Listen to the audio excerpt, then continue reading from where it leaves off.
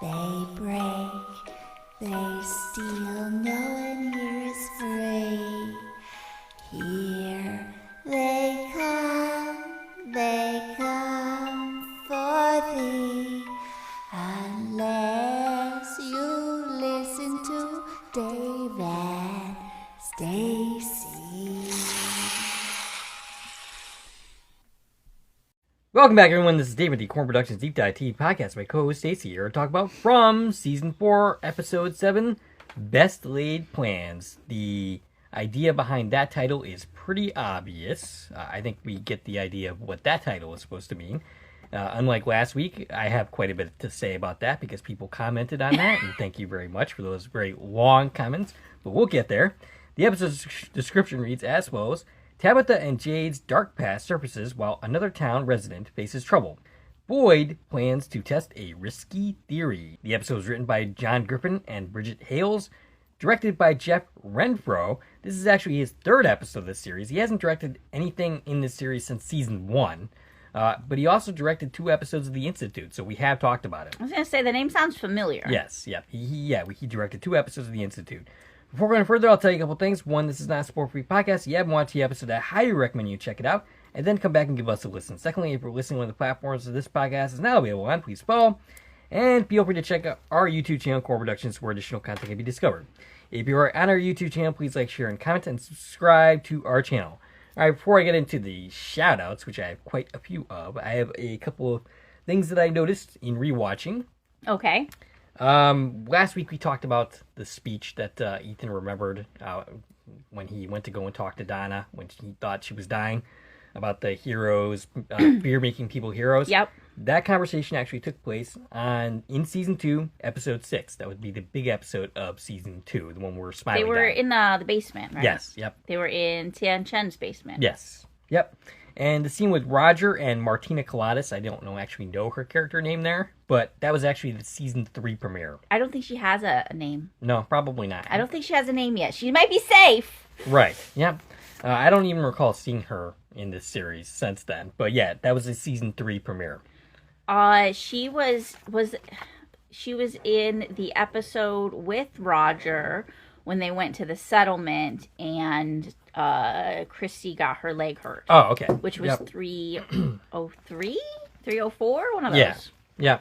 And the other thing is, I remember finding Jade really irritating back in Season 1 when I first watched that season when I was binge watching that show. And of course I remember Randall being really irritating and like someone I just wanted to see die when Season 2 came along.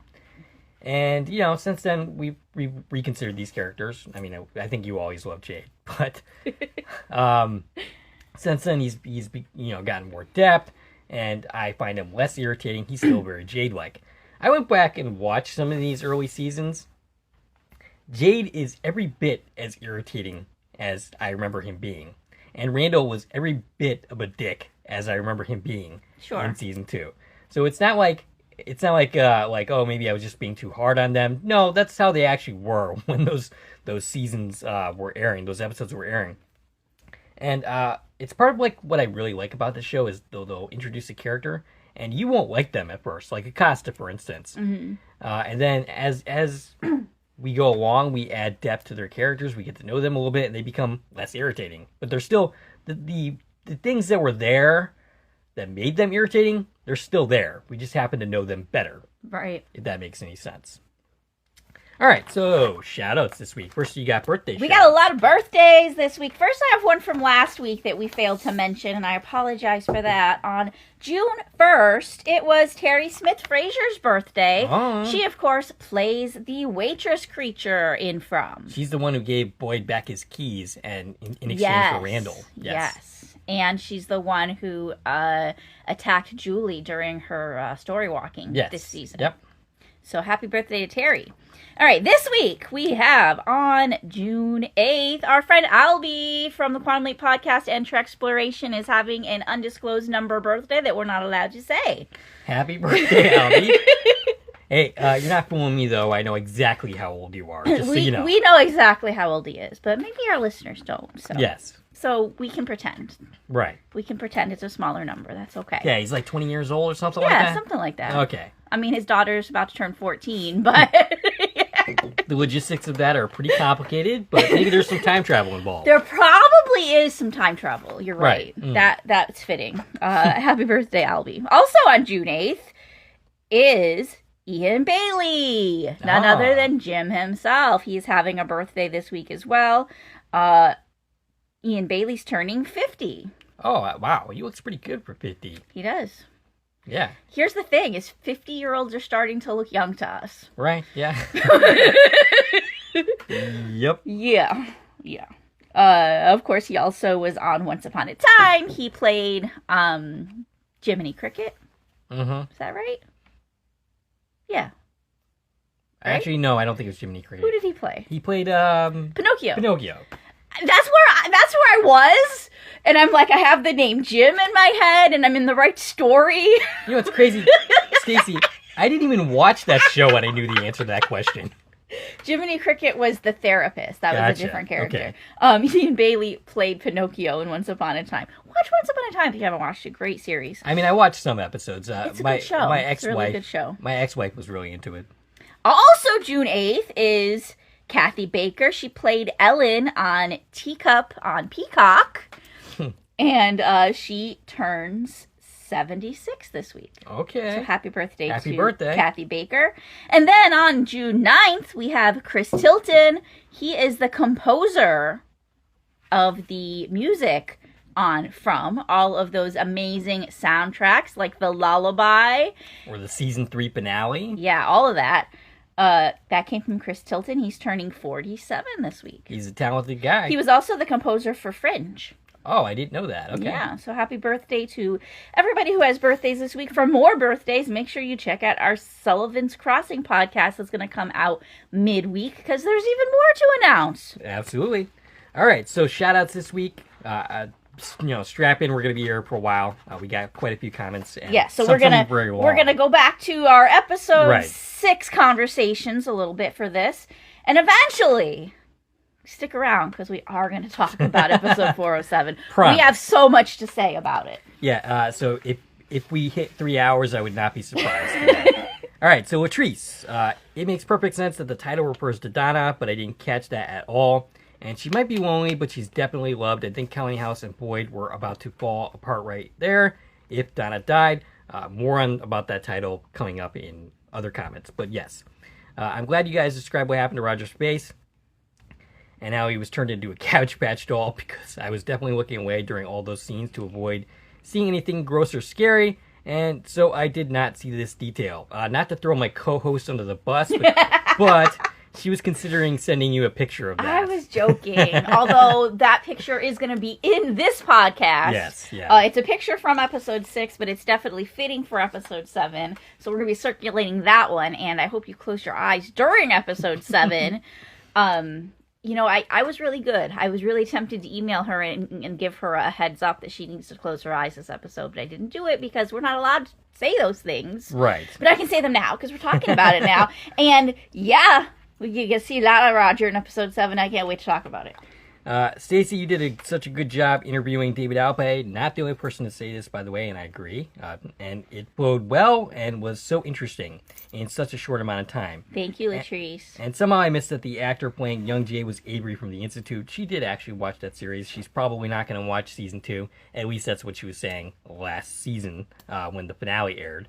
He did such a great job in both shows, and I agree. That is correct. He was amazing. I would love if we get to see more of him in season 2, if they do flashbacks or who knows what they could do. But right, I mean, it's the creators of I From, really so. don't know what they're going to do in season 2, to be honest, because they killed 90% of their cast. Speaking of which, And they completed the source material. So yeah. I'm very curious what's going to happen in season 2. I saw something hinting that they're done filming. Yeah, it was supposed to air this year, so conceivably speaking, we could be talking about The Institute later this year. I believe that's the case because I'm pretty sure they have completed filming or they've at least completed principal photography. They're heading into post-production now. So, yeah, I'm expecting it in the fall, which is super awesome.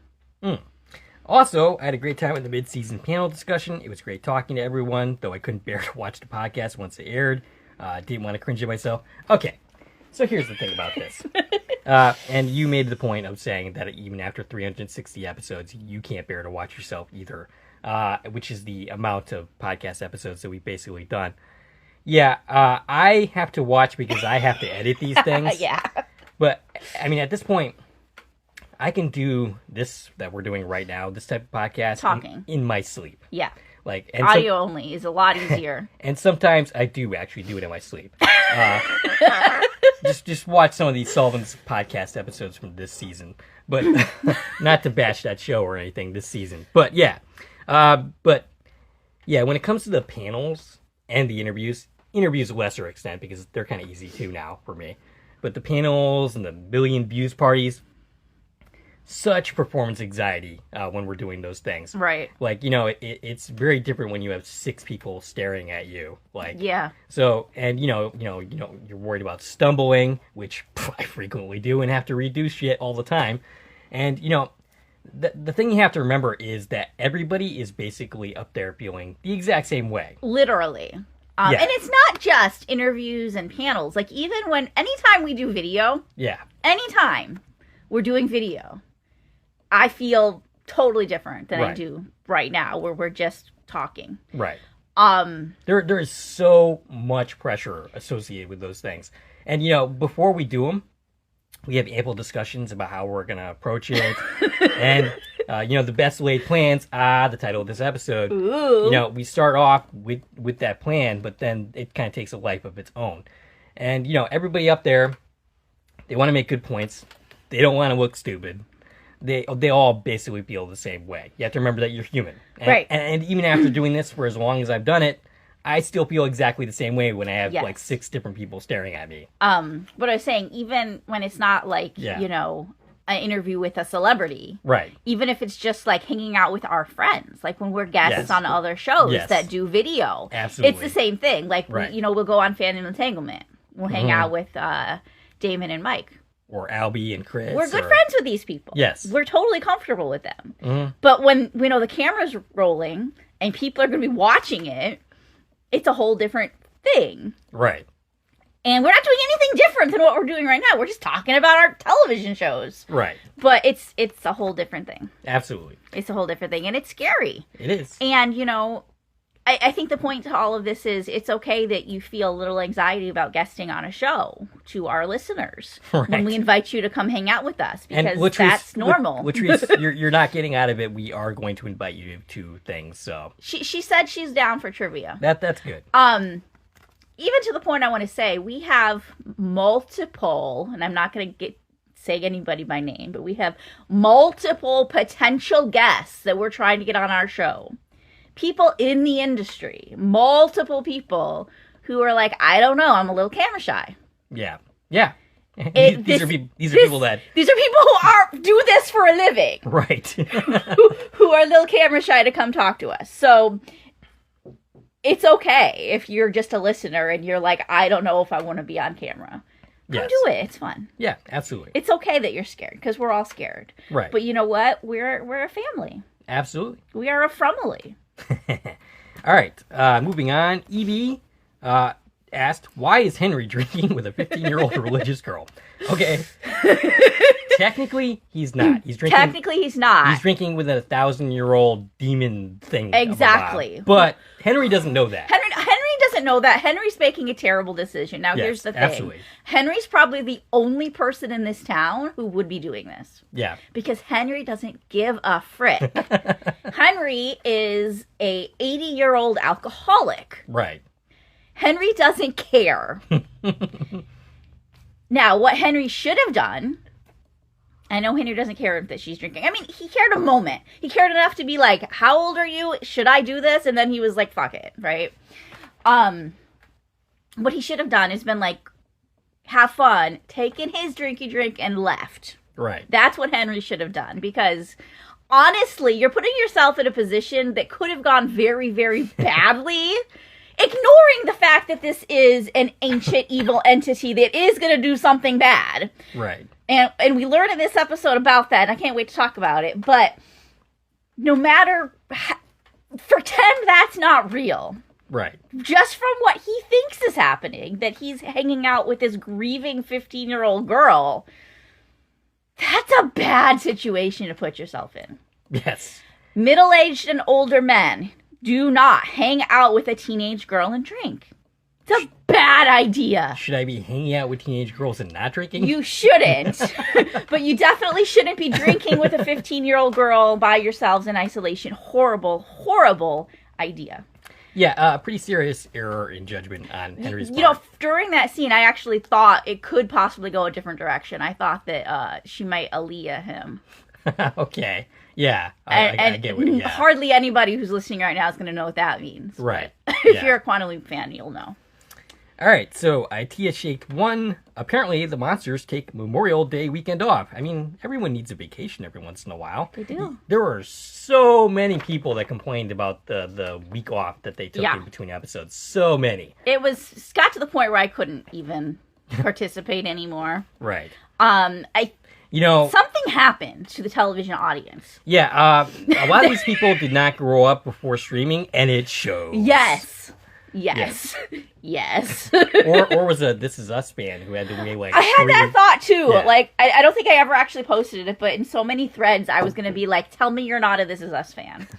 Because you would not have lived through the final season of This Is Us. Right. Where we had no idea from week to week when the next episode was gonna air. Even the original Quantum Leap, like, and I didn't notice this until like I actually looked back, but like there was a month between the second to last episode and the last episode. Yeah. It was crazy. All right, so MGH says, The Heart is a Lonely Hunter is a novel by Carson McCullers, published in 1940. You can look up the synopsis for yourself. Thank you, and I did so. This is according to Wiki. The book begins with a focus on the relationship between friends, John Singer and Spiros, who are both deaf, have lived together for several years due to this person's name. I can't say it. Big surprise. Increasingly frequent alcohol-induced misbehavior. He is put into an insane asylum far away from town despite Singer's attempt at intervention. Now alone, Singer moves into a new room, into the Kelly's house. Many people in the town are attracted to Singer's presence. The remainder of the narrative centers on the struggles of four of Singer's acquaintances, all of whom frequently visit him. Mick Kelly, a tomboy who loves music and dreams of buying a piano. Jake, an alcoholic labor agitator. Biff Bannon, the observant owner of a diner. And Dr. Benedict Matty Copeland, an idealistic physician despite his lack of verbal response. Each of these people believes Singer has a unique understanding of their struggles. And that was a description of that novel. And we have Jason S., who actually went into some of those themes, so this is going to be quite long. Maybe I'll skip some of it, we'll see. But yeah, he said, Jason S., amazing podcast to interview. Sorry for the novel length post. I mean, I'm starting to get used to it with this series at least, but yeah. I hate sounding like the literary snob, but the title of the episode also may be a nod to The Heart is a Lonely... that novel.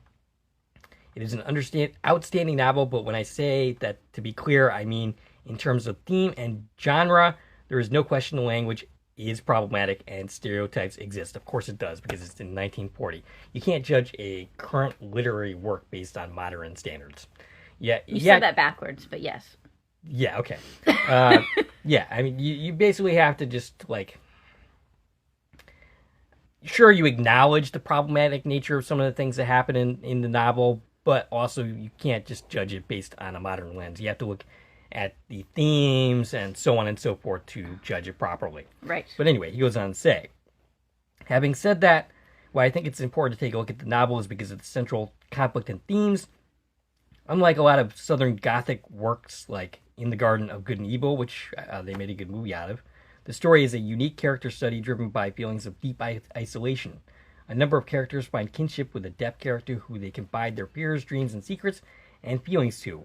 However, they are basically choosing him because it feels like sharing, but in the safest way possible because they know he isn't actually hearing what they are saying.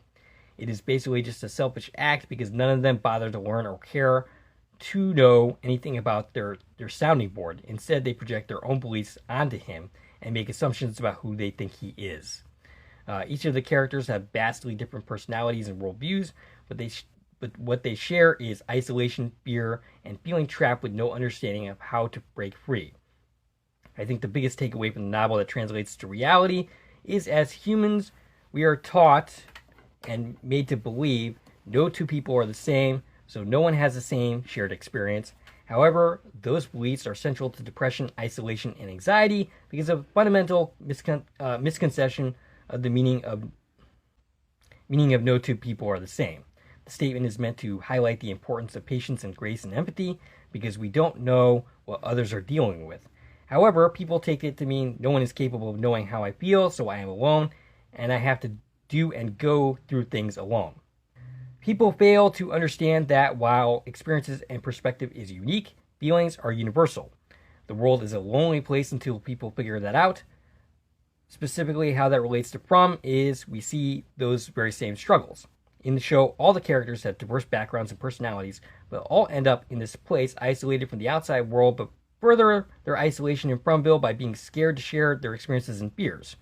We see how conditioned people are to avoid vulnerability and rejection in the fact that they live trapped in a world where monsters exist and all they want to do is escape, yet refuse to share their bizarre experiences, which may help solve the puzzle so that they can get out. People hunt for deep connection and want nothing more to feel like they belong, but spend more time fearing rejection and feeling alone than connecting, which makes matters of the heart feel like a lonely hunt until there is a connection. Yet even after finding connection, those fears as well as isolation can return if you fail in relationships to open and be vulnerable. With the show, we see how every time the characters share, they start to find answers and the puzzle grows closer to being solved. I believe the Man in Yellow's knowledge comes at a cost line is a misdirect. It is fear-mongering based projection. In life, tragedy and death are inevitable. The sole cost of knowledge is truth, relationship to time. What I mean is the only person who gets hurt if they put the puzzle together and learn how to escape is the Man in Yellow. Until they realize every life ends and are all going to die eventually, whether they figure out the puzzle or not, they will remain trapped by fear, not knowledge. Depending on how long it takes them to figure that out, impacts the time they have left once they are free. Okay. Yes, I thought that was a very well thought out comment, and I definitely appreciate that. Yeah, I mean, that's a lot of deep stuff, and I think that a lot of it does actually apply to From and life in general, and even what we said at the top with Latrice. Yeah, absolutely. Feelings are universal. Feelings of fear and anxiety of being on camera, for instance, are universal. Right. All right, Gerard, and you're not here for any specific reason other than this is just where I happen to place you. It's not like order of importance or anything like that. I think I made that same joke like when we did the panel, but anyway. Gerard. A great podcast episode for a good From episode that I had some issues with in terms of narrative cheating. Number one, first, of course, let me say the mid-season podcast was great fun, and I'm happy Stacie's husband is actually live and it wasn't just an alibi for her own "You're Killing Me" style show. Yeah, I've known these two for quite some time, and I'm surprised it hasn't already happened, to be honest with you. All right, point number two. Okay, so the main point of contention in this episode was 3 narrative occurrences. Firstly, they ended the last episode with Jade saying, "I know what we have to do to go home," only for them to basically start off the episode with saying he has no idea how getting the children's bones gets them home. Yeah, to be fair, that's kind of Jade's character. He kind of just jumps to conclusions. And I think what he was saying is, I know we need to do this. I just don't know how it's going to help. Right. But I know this is a step that has to happen. Yeah, so he feels like this is a plot hook, to get the viewer to come back. Going from a definitive statement to an ambiguous one is kind of mean. Secondly, there is, as you brought up in the episode, the issue of Roger and when and how he got Coralined. One of the dolls was dead, and yeah, we didn't see what happened to the group after the remaining dolls left. But I find it really narratively hard to believe that not only did the group never bother to check on Roger's body till the next morning, but also that the 2 remaining giant dolls somehow located giant buttons and a giant needle and a thread and spent the night going all other farm on him. The manual dexterity alone is amazing considering their giant oven mitt hands. I mean, maybe Caleb just took off his gloves and just started doing it that way. But yeah, there was definitely a disconnect between the Right. end of episode 5 and the beginning of episode 6, and I talked about that last time. Sort of how there was a disconnect in real life, because that's where we had that extra week. Maybe something happened during that Right. week we need to know about. yeah, so yeah, I mean, I am sympathetic to this point of view that there was definitely some skipped steps within the narrative Yeah. itself. You know, one thing I saw, because there are other people talking about that point during the week. I saw somebody make a post like, they found him in the lake. How did they find... They never said they found him in the lake. They just said they found him. Right. People in this fandom love to jump to conclusions and assume their conclusions as fact. Yes. And I'm sure we do that too. I'm sure. But I just found it funny. I was like, you're asking how they find him in the lake. They never said they found him in the lake. They just said they found him. Now, they didn't explain the who, what, where, when, why, and how. Right. But they never said the word lake. All right, so skipping the rest of this because I think it's good, but I don't think I need to say the rest of it. Number 3, I did sort of wonder if Sophia knew that Victor's dad was Victor's dad as opposed to, say, just any other resident. I have to imagine, and as Julie's trip showed up briefly, that man in yellow eats a lot of people, and Victor's dad was careful not to actually name Victor or Miranda by name, just describe the situation that occurred. So I did wonder briefly if Victor's mom was just another baseless snack to him, as it were. The monsters clearly know Victor by face and name, but we don't actually know the extent of the man in yellow's knowledge. Does he only know people he finds interesting, like Jim? Heck, we have viewers of the show who have seen every episode and can't remember people that have been on the show before. Imagine trying to remember entire cycles worth of townspeople's names and faces.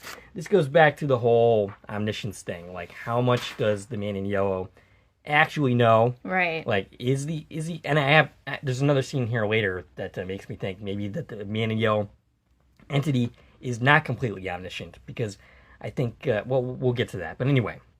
I think that the man in yellow knows the story and knows which characters are important to the story. But not necessarily what's happening at every second of every day. Right. Gotcha. I don't think that he, like, knows everything from all time, but I think he knows the cycles as they've happened and knows what to expect, just because it's what always happens, right? Mm-hmm. So yes, I think that he knows who Victor is. I think he knows who Miranda Tabitha is. I think he knows all of that stuff. And can pick those characters out from the random people that aren't part of the story. Yeah, that makes sense. Number 4, not episode related, but I liked your interview with David Alpay. It's nice that at this level of fame, you're still willing to interview someone so jaded. David Alpay is definitely very lucky that we were willing to talk to him. For Absolutely. Sure. Yes, because we are so much more famous. But thank you, Gerard. Will S. About the panel. I enjoy your guys' podcast, and would definitely like to see you guys do panels with other content creators. I mean, we basically have done plenty of collaborations with other content creators, such as Albie and Chris from both the Quantum Leap podcast and Trexploration, and we had Brian Green on our channel, who's done numerous of these podcasts as well. Yeah. In this panel, so yeah. In the From Universe, we do have a collaboration out there with Alex and Lizzie from the What Is From cast. Yep. And hopefully, I'm hopeful that at the end of the season, we're going to do this from trivia, that we're going to get some good participation from some faces you might recognize. And he says, I think the sharks and minnows represented, if you think of From as a large spider web, that Man in Yellow has set up to catch 2 big, juicy sharks, Tabitha and Jade. Elgin, Muriel, Randall, people like that are the minnows. So anyone who's a special person like Muriel, Elgin, Randall, not necessarily incarnates, but have a special role. And the collateral folks are people like Toby, who is with Jade, are minnows that get caught in the same trap.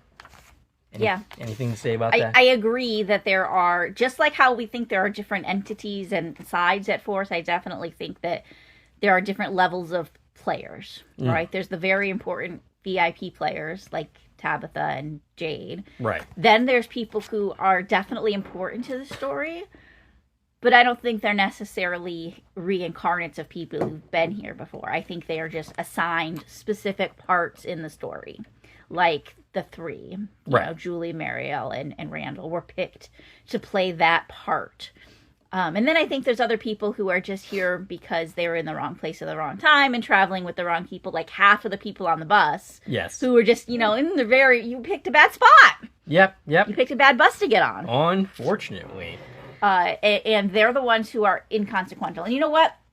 I don't have this in my notes anymore, but I want to bring this up. It's something I saw somebody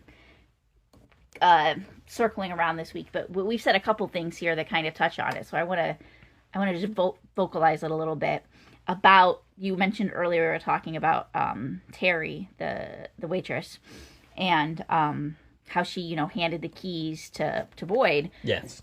That's the night that Randall got mutilated and they didn't kill him. Right. And I saw somebody talking about this because she's also, prior to that, experienced Julie story walking. And while Julie was story walking the night of the RV, she called out to Randall, indicating that we know at that point already that Randall has to still be alive in the future because he helps her story walk. Okay. And if you look at the whole you can't change the story thing, that explains a little bit. And I don't know at what meta level we want to discuss this, but somewhere in this web of consciousness and time and story and can't change and need to change and all that, he has plot armor. Yeah. He did in season 3 because he has to complete these things involving time travel in season 4. Gotcha. So they couldn't kill him because it's already part of the story that he's going to help Julie story walk. Gotcha. Right? Okay. Even though we didn't know that yet. The creatures might have known that. The forces at play know that. Like, this is probably one of those things they can't change because he's always done it. Gotcha. Okay, so that explains why they didn't kill him in season 3. Because maybe they literally can't. Maybe they literally tried and he won't die because he can't die because they can't change the story. Interesting. Okay. You know, something in there. And I know that's not like a fully thought out theory. But, no, it's interesting. But it's something to think about. Yeah. You know, how if we're talking about time loops and there's just so many layers to this show. But if there's a story that can't be changed, whatever that story is, and it involves some kind of time travel, then those elements are always at play, even if they haven't happened yet from our perspective. Yeah, that makes sense. So, episode 6 reactions. The reaction seems pretty mixed. Kind of more like along the lines of 3 and 4. Yeah, exactly. Which I guess we weren't horribly surprised by. That's what I expected from episode 6. I mean, I didn't really... I don't really care about the negative Nancys anymore because we got our season 5 renewal. Right. I enjoy the show. I enjoy talking about it. And I don't think it was like the greatest episode ever or anything like that. But nevertheless, I'm enjoying the ride. And if they're not, well, that's their problem. Yeah. One thing I will say is episode 6 feels like it really led into episode 7. Like it was the pretense of 7. The same way that 4 felt like it really led us to 5. Right. And I don't know why that is, but I feel like we're not narratively flowing in the blocks that they filmed. Yes. Like 3 and 4 were filmed together. Right. 5 and 6 were filmed together. 7 and 8 were filmed together. But I really feel like 4 and 5 belong together, and 6 and 7 belong together. Right. Opposite of the 6, blocks. 7. I see what you did there. I didn't, but okay. But thank you to all the new people who left comments who hadn't commented before, because it's great to hear some new perspectives. You know, it's interesting because I think this happens every season, like where we start off with like a few comments, like, you know, the Gerards and the Latrices that are here all the time. And then as we go along in the season, specifically with From, we pick up more and more people and more comments. Yeah, I mean, people are listening to us. People are watching us. So we have a lot of viewers, but we don't know who they are because they're not commenting. Right. So if you are overcoming your fear of leaving a comment, please feel free to do so, because we appreciate you. Absolutely. Whoever you are. So one of the things I noticed about, there was a theory about Donna and the fact that she actually died for a little bit. People are wondering if her fears have now become a part of the Force, because she technically did die for a little bit before coming back to life. Right.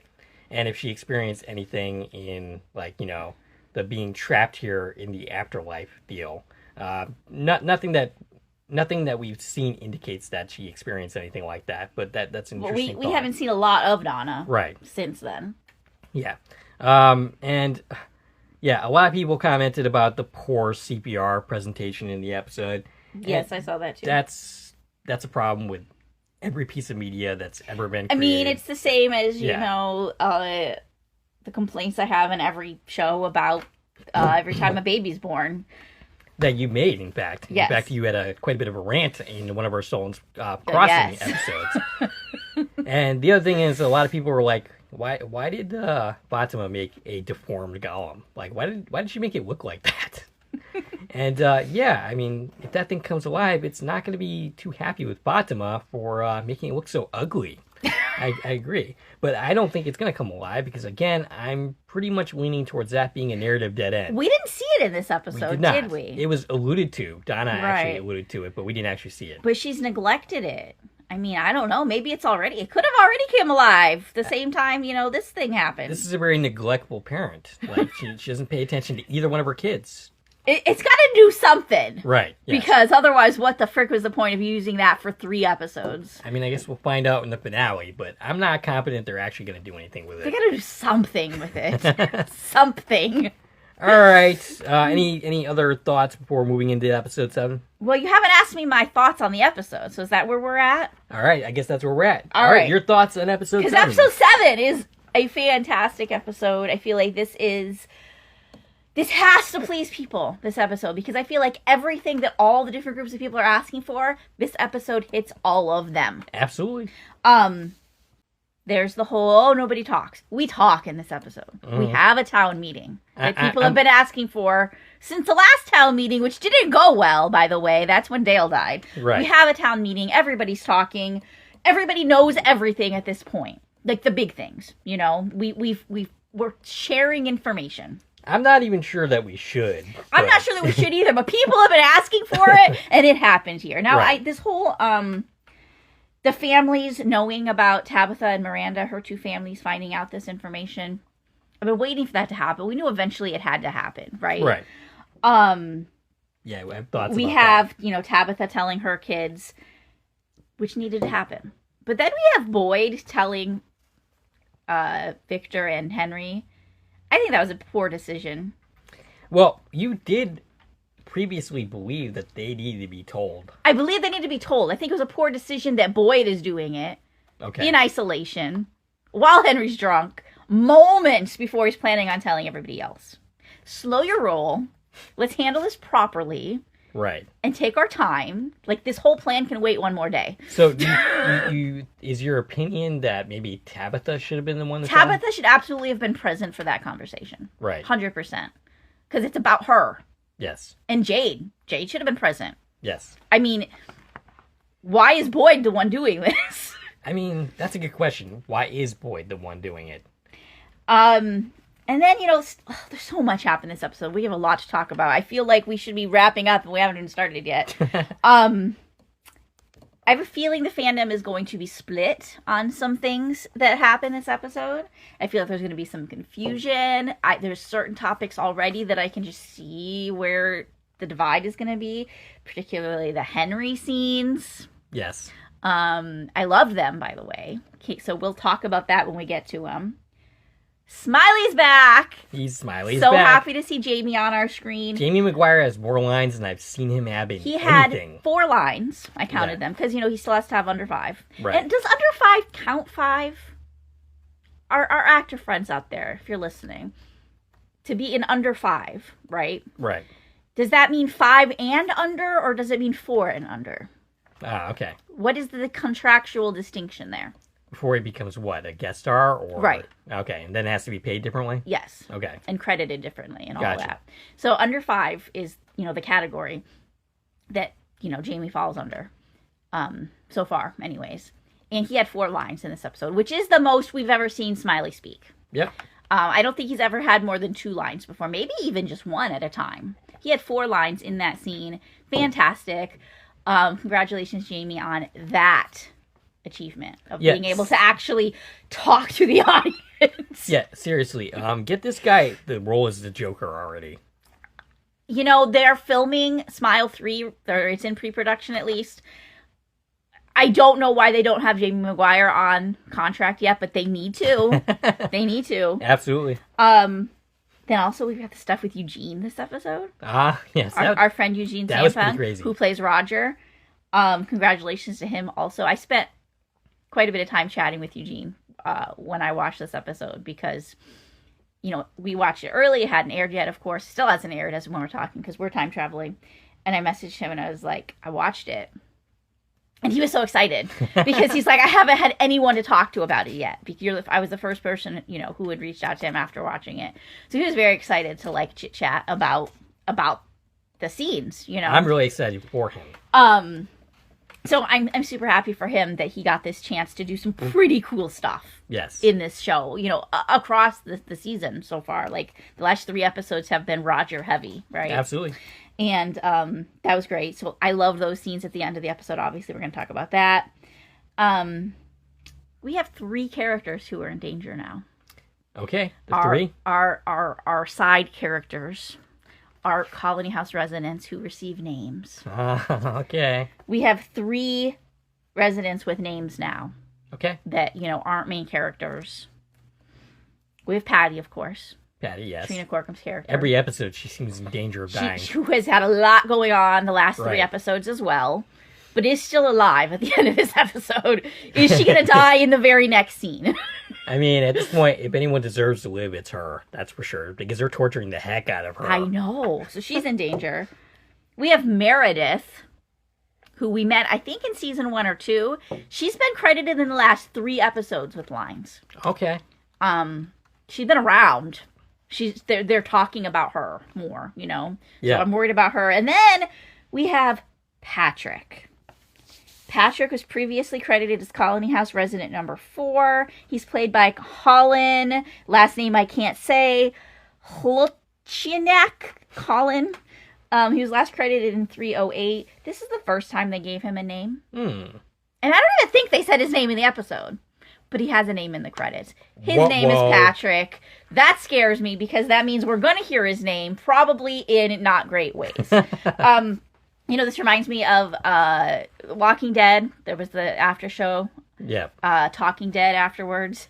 And every time they're like special guest next week, doesn't necessarily mean anything. Yes, it does. Yes, it does. Special guest next week is always, that means that person's dying. Yeah. Yep. And that's how I feel about this. Oh, you gave this character a name. You're in trouble. Right. You're in trouble maybe right now, maybe in the very next scene, because we're still in the middle of the night where we leave this episode. Right. Yeah. So going into episode 8, I'm very nervous for Patrick, Meredith, and Patty. I am nervous for Kenny. Well, yeah, that too. Yeah. And I'll say why, because he seems safe at the end of the episode, but I'm not convinced that he should be. And I thought for sure that this episode was going to kill him off, and I was going to be so pissed off. Well, here's the thing. It's still the middle of the night. We end this in the middle of the night. I'm scared and half expecting them to just pick up in the morning and we are cool. The way they did the 5-6. Yes. Yeah. I feel like they're going to do that again, and I'm going to be upset about it. Because I don't feel like it should be that easy. Because there's so much going on right now. Right. That I feel like we're not done with this night. But I am half expecting them to just jump ahead. It's either going to be like, oh, it's morning and we're cool and we're going to, you know, the rest of the night was smooth and we don't need to address it. Or we're going to pick right back up in the middle of the night and people are going to die. It's going to be one or the other. Right. And I think Kenny should still be in danger. And yeah, this is an overall great episode. There's a lot of good stuff here. And I anticipate one complaint from the fandom. And they completely say, oh, there's no action until the last 5 minutes. Mm-hmm. I mean, that's kind of almost true for this episode. There was no action until the last 6 minutes. But there was a lot of action in those last minutes. It wasn't just one thing. There were multiple things happening. That's absolutely not my opinion, but I know that some people are going to potentially say that. Yeah. And, because you can't please everybody. No, of course not. But this episode has something for everybody. Again, we've got the communication people have been asking for. But other people are going to be like, oh, that's boring. They're talking. Right. We have the creatures. Other people are going to be like, yeah, but they didn't kill anybody. Right. We have action. We have new stuff happening. There's a lot happening. Right. And I'm excited about it. I think it was a fantastic episode. Now, one thing is the fandom was looking forward to this episode because it was season 4, episode 747. There was this kind of like anticipation all season, right? That this might be the one. I think this is the one, by the way. Like we were comparing it to 107, 206. I think this is that. Where there's just like, wow, this is a great episode that we're going to remember. But I also don't think we're done. I think the next, what do we got left? 8, 9, 10, 3 more. I think all of them are going to be great, and I can't wait to watch them, and I'm super excited because for all of the, yes, we had some slow episodes this season, I definitely feel like it was all building up to great stuff. It comes down to there are certain segments of the fandom that just don't know how to watch television anymore. Yeah. Yeah. And there's definitely people watching this show who do not need to be watching puzzle box shows. Right. Yes, absolutely. All right. Any further thoughts before just diving in? Let's start our episode an hour into the podcast. Okay. So the episode begins with Jade and Randall at the door that Boyd officially discovered in the previous episode. That's the other thing. We don't really get any... It doesn't seem like we're actually doing anything with this door. And we probably will by the end of the season. But right now... it doesn't seem like that. Well, they tried opening it. They've recruited Randall. Which, have we ever seen Jade and Randall interact ever? I don't recall. Don't know. But you called that Randall was going to get involved in the tunnel stuff. Right, yeah. So absolutely. they pulled him into this part of it, right? Yeah. And they can't get it open, so they're just going to hang a talisman on it and be like, well, if we can't open it, we don't want them to open it. Right. Yeah, fair enough. I mean... Theoretically, the talisman should protect the entire house, so if that door is closed, they should not be able to get into that, right?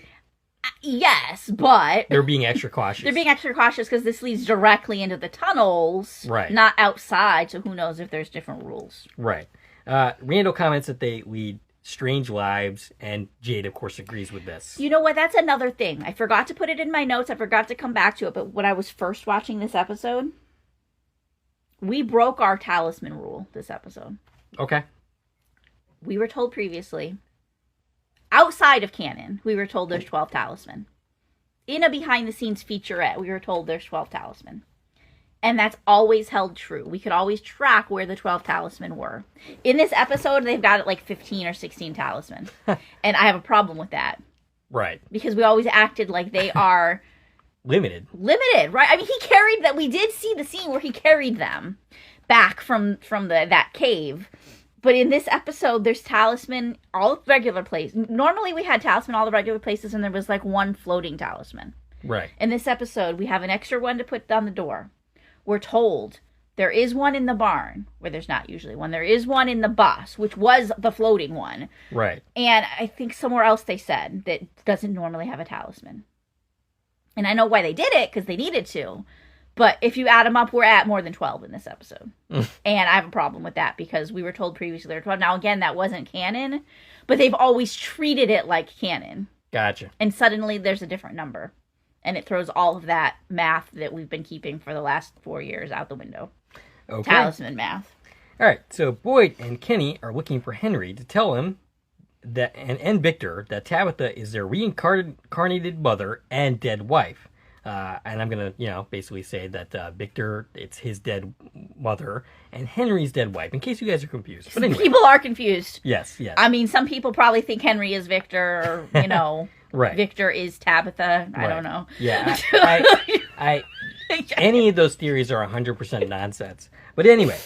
They want to tell them before telling everyone else, which makes sense. It makes sense, but Boyd's like, I have to tell him now, even though he's drunk. No, you don't. Yeah. You could have delayed this a day. Yeah, Henry comes home very, very drunk, and Kenny's like, is this really the best time? Like, he's drunk out of his mind. And Boyd says, I have no choice, but yes, you do. You do. You could wait till tomorrow. Right. Slow your roll. You guys have been here forever. Another day is not going to change anything. I mean, it might, but Boyd gets a very belligerent, drunk Henry up the stairs with Victor. Ethan finds his mom looking at his father's clothes. He says sometimes he goes through his things too. He tells her that Julie is home, so that means it's time for the talk. Not that talk, not the birds and the bees, the other talk. I think she might be a little late for that talk. I mean, I almost said Simon. Whatever you're about to say is probably a bad idea. Ethan might be still ready for that talk because he's supposed to be like 7, even though he's like 14 at this point. Right. But yes. anyway, by the way, there's a shared picture on Facebook that I keep seeing of Simon Webster standing next to a girl. It doesn't look like his sister because I've seen pictures of his sister. So I'm thinking maybe Simon Webster has a girlfriend. I have not seen this picture. I don't know. Does he not know that girls have cooties? Anyway, moving along. He might have outgrown that by now. Yeah, perhaps. You know, I feel bad for Simon because he, like you said, he's stuck playing this 8-year-old character for half his life now. Yes. And the actor, you know, is a teenager now. Yes. And yeah, he's probably wanting to Play something other than a mature his 7-year-old. life. I'm sure he'll get the opportunity once this series I just is over. hope he's not always typecast as the 8-year-old boy. I mean, at some point, he's not going to be able to get away with that. He's not going to be able to be 30 and playing the 8-year-old boy. But anyway. He will in Scary Movie. Okay, fair enough. Yes, I want to see in 10 years, Scary Movie 47, Simon playing an 8-year-old. That's what I want to see. Okay. Okay. First off screen, they tell her about the demented Cabbage Patch Kids. We don't actually see this conversation take place. We just see Julie's reaction to it. And then Tabitha lays the reincarnation of Victor's mom bomb on the two of them. And I don't think she did a great job of explaining it, by the way. Does she ever No. do a great job explaining anything? Tabitha's not the best parent. Right. No. Henry's getting this information at the same time, and he doesn't take it very well. He gets angry and doesn't believe it. He wants Victor to leave, but Victor sadly says it's okay, and he doesn't budge. So, all right, I guess your opinion is still the fact that Henry deserved to know and should be told. Yes, but I don't think this was the right way to tell him at all. Right, okay. And I think Tabitha should have done it. I think we should have waited till he was sober. Fair enough. And you think that would have made a difference? I think it would have just been the right thing to do. Fair enough. I don't know if he necessarily would have reacted differently. Right. But we should have done this in a more sensitive way. And we should have given more time for them to process this before telling everybody. Fair enough. And what about Victor? Victor doesn't seem too happy with this reveal. I feel like Victor believes it. Yeah. But also he's like, I don't want to talk about it. Right. And I think half of it is because it's making his dad upset. And he doesn't want his dad to be upset. Also, I kind of think he's putting 2 and 2 together, like is demonstrated later. Right. Victor is very intelligent, and he's going to say the things that nobody else is willing to say later in this episode. Right. And I love that scene, too, by the way. Right. Because... and Scott McCord, by the way. Scott McCord, amazing. Awesome. Amazing performance in this episode as Victor. Yeah. As always. But, yeah, Right. great stuff coming out of this episode. So, Victor says that they need to find out more information about the man in yellow. Boyd asks, what does that have to do with anything? Victor says, everything. If he's back, it could be all happening again. Which is funny, because just, was it last week or 2 weeks ago, which was 5 minutes ago for them, it was Boyd who was telling him, you need to help us. You need to help us do this, this, and this, and it's okay if you're scared. We can... And now he's like, what, why? I don't think he's asking why. I think he's asking, what does this have to do with Jade and Tabitha reincarnating? Right, but you I already had those dots connecting last time we talked to Victor. Fair enough. And then we have our credits. Que sera, sera. After the credits, we cut to a meeting in the house. Bacta is asking if Jade has been there before. Does that mean all of them have been there before? That feels like they are definitely pulling these questions directly from the Facebook groups because they keep asking those questions and don't seem to understand that it's just Jade and Tabitha and maybe a few others, but it's not everyone. Right. And Jade, he doesn't really know the answer to that question, but he doesn't think so. Right. Christy and Mariel are very skeptical. Yeah. This is the big house meeting. So, basically because remember, everybody was already gathered here because of Donna. So there's already a lot of people in the house who aren't normally in the house. We see Muriel, Acosta, Kenny, Ellis, Batima, and Christy. We also see Patty there, and we also see Sophia. I don't know that this is a good move. I think I agree with what Donna says later, that this is not a good idea, what they're doing here right now. But this is what the fandom kept asking for. Right. And I think it's the wrong move. Now you've just made a whole bunch of new liabilities. recruit who you need and keep it to that. Yeah. But yeah, so Henry interrupts this meeting to tell them it's not true. He tells Boyd emotionally that what he's doing isn't right, and then leaves the room. Jade offers to go after him. Why is Jade the best person to talk to him? He doesn't have any tact. But anyway. But he does have skin in the game. Right, fair enough. Henry tells him that he may think he's helping people, but the only thing he's going to do is cause pain. And then he leaves. And before that, he says, you cannot save dead things no matter how smart you think you are. But we're going to find a way. I know we are. Right. I don't know that we're going to save dead things in the way that people seem to think that we're going to do that. I think it's about the bones. And like Jade is currently thinking. But then again, like... But we also have story walking, so who knows? Right. I don't know. Like, we have like a couple episodes left, and we have to do something now that we're here. Yeah. And we have another season left to go. So whatever happens... So maybe they're going to do the bone thing and it doesn't work. Right. Yeah, I don't think I think it's going to go badly, and I don't know how or why, but I'm excited to find out. That's for sure. Okay, so Boyd tells him to give him some time. I'm sure that's going to help. Julie is outside smoking pot and gets caught by her mom, and suddenly she wants to play mom and, give her crap for smoking pot. I mean, like, you're in this crazy place, and this is what you're going to make an issue of? In fact, Julie is incredulous about this. She's like, you're giving me shit about this after what you laid on me? But, yeah. Well, I think Tabitha, she's being fair. She's pretty much just like, do you want your brother to see this? Right. She doesn't like ground her or anything or like actually stop her. I mean, how would you even ground her in a place like this? Right. But she doesn't try. You know what I mean? She's just like, what is going on with you? Right. Ethan comes out and asks, does this mean Victor is my brother? Which also feels like it's coming right from the fandom. Right. Which is funny because, this was written 18 months ago. Right. Julie says no, that none of this is real. This place makes you think that things are real, but they're not. She walks away. Tabitha says she needs to know if she's okay. Julie says, nope, I'm not, but it's not like I'm going to hurt myself or anything. Well, that's certainly encouraging. And it's funny because I did not expect Randall's words a couple episodes ago to actually stop her from story walking. But for now, it seems to have done exactly that. Well, I mean, yeah, we saw that last episode when she Yes. went to talk to Sarah. She's come to the conclusion that it was all just a distraction to her. Yeah. Victor walks into the scene, and you can see the wheels turning in Ethan's head. Like, oh my god, this is my brother walking toward us right now. And he looks so confused.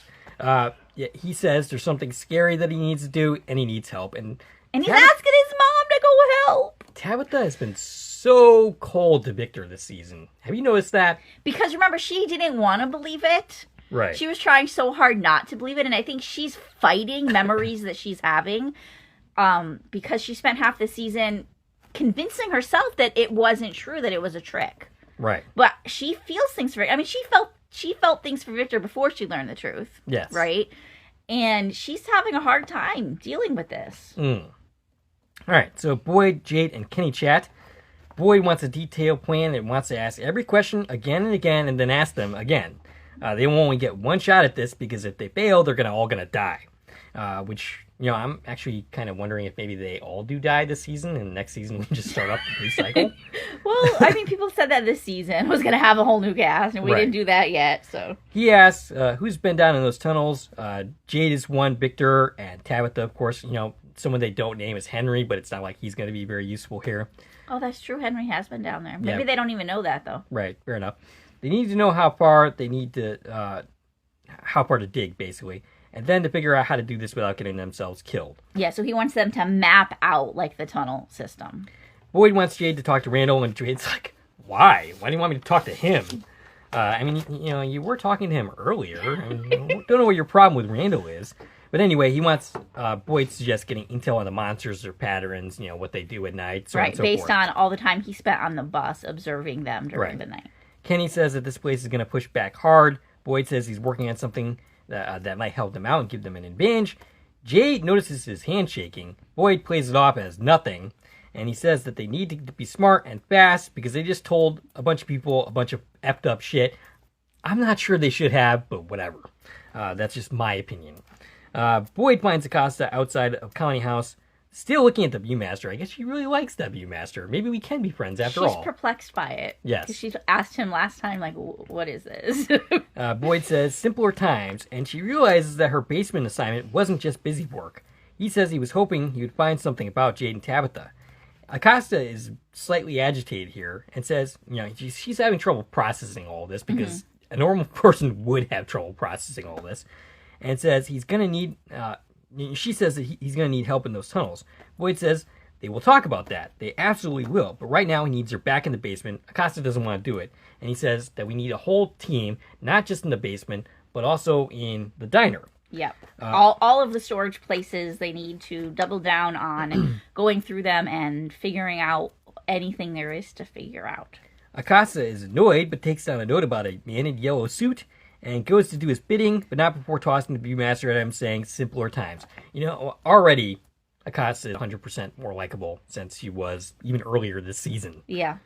Outside Donna's room, he looks at the Viewmaster and stumbles upon his wedding pic. I did some research on all these images, by the way. Okay, let's hear it. I said last time I didn't know what the images were. This time I paused on each and every one of them, did image searches, found out what's everything we're seeing.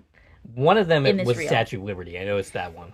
Okay, so first we see and I'm going to butcher every one of these words. Okay. We see Ochinessen Lake in Kandersteg, Switzerland. So it's the Swiss Alps and a lake in Switzerland. Then we see a beach, and this is Hanakapawi Beach in Kauai. Oh, that's funny. I have a keychain from Kauai, or I think I'm not sure how to pronounce it, but yeah. Okay. Now, when I first saw that image, I was like, is that the Lost Beach?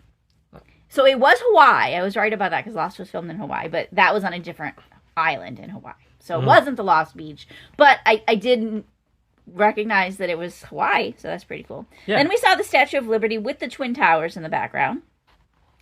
And then, as you mentioned, we see the wedding photo. Yes. It is Boyd and Abby, young.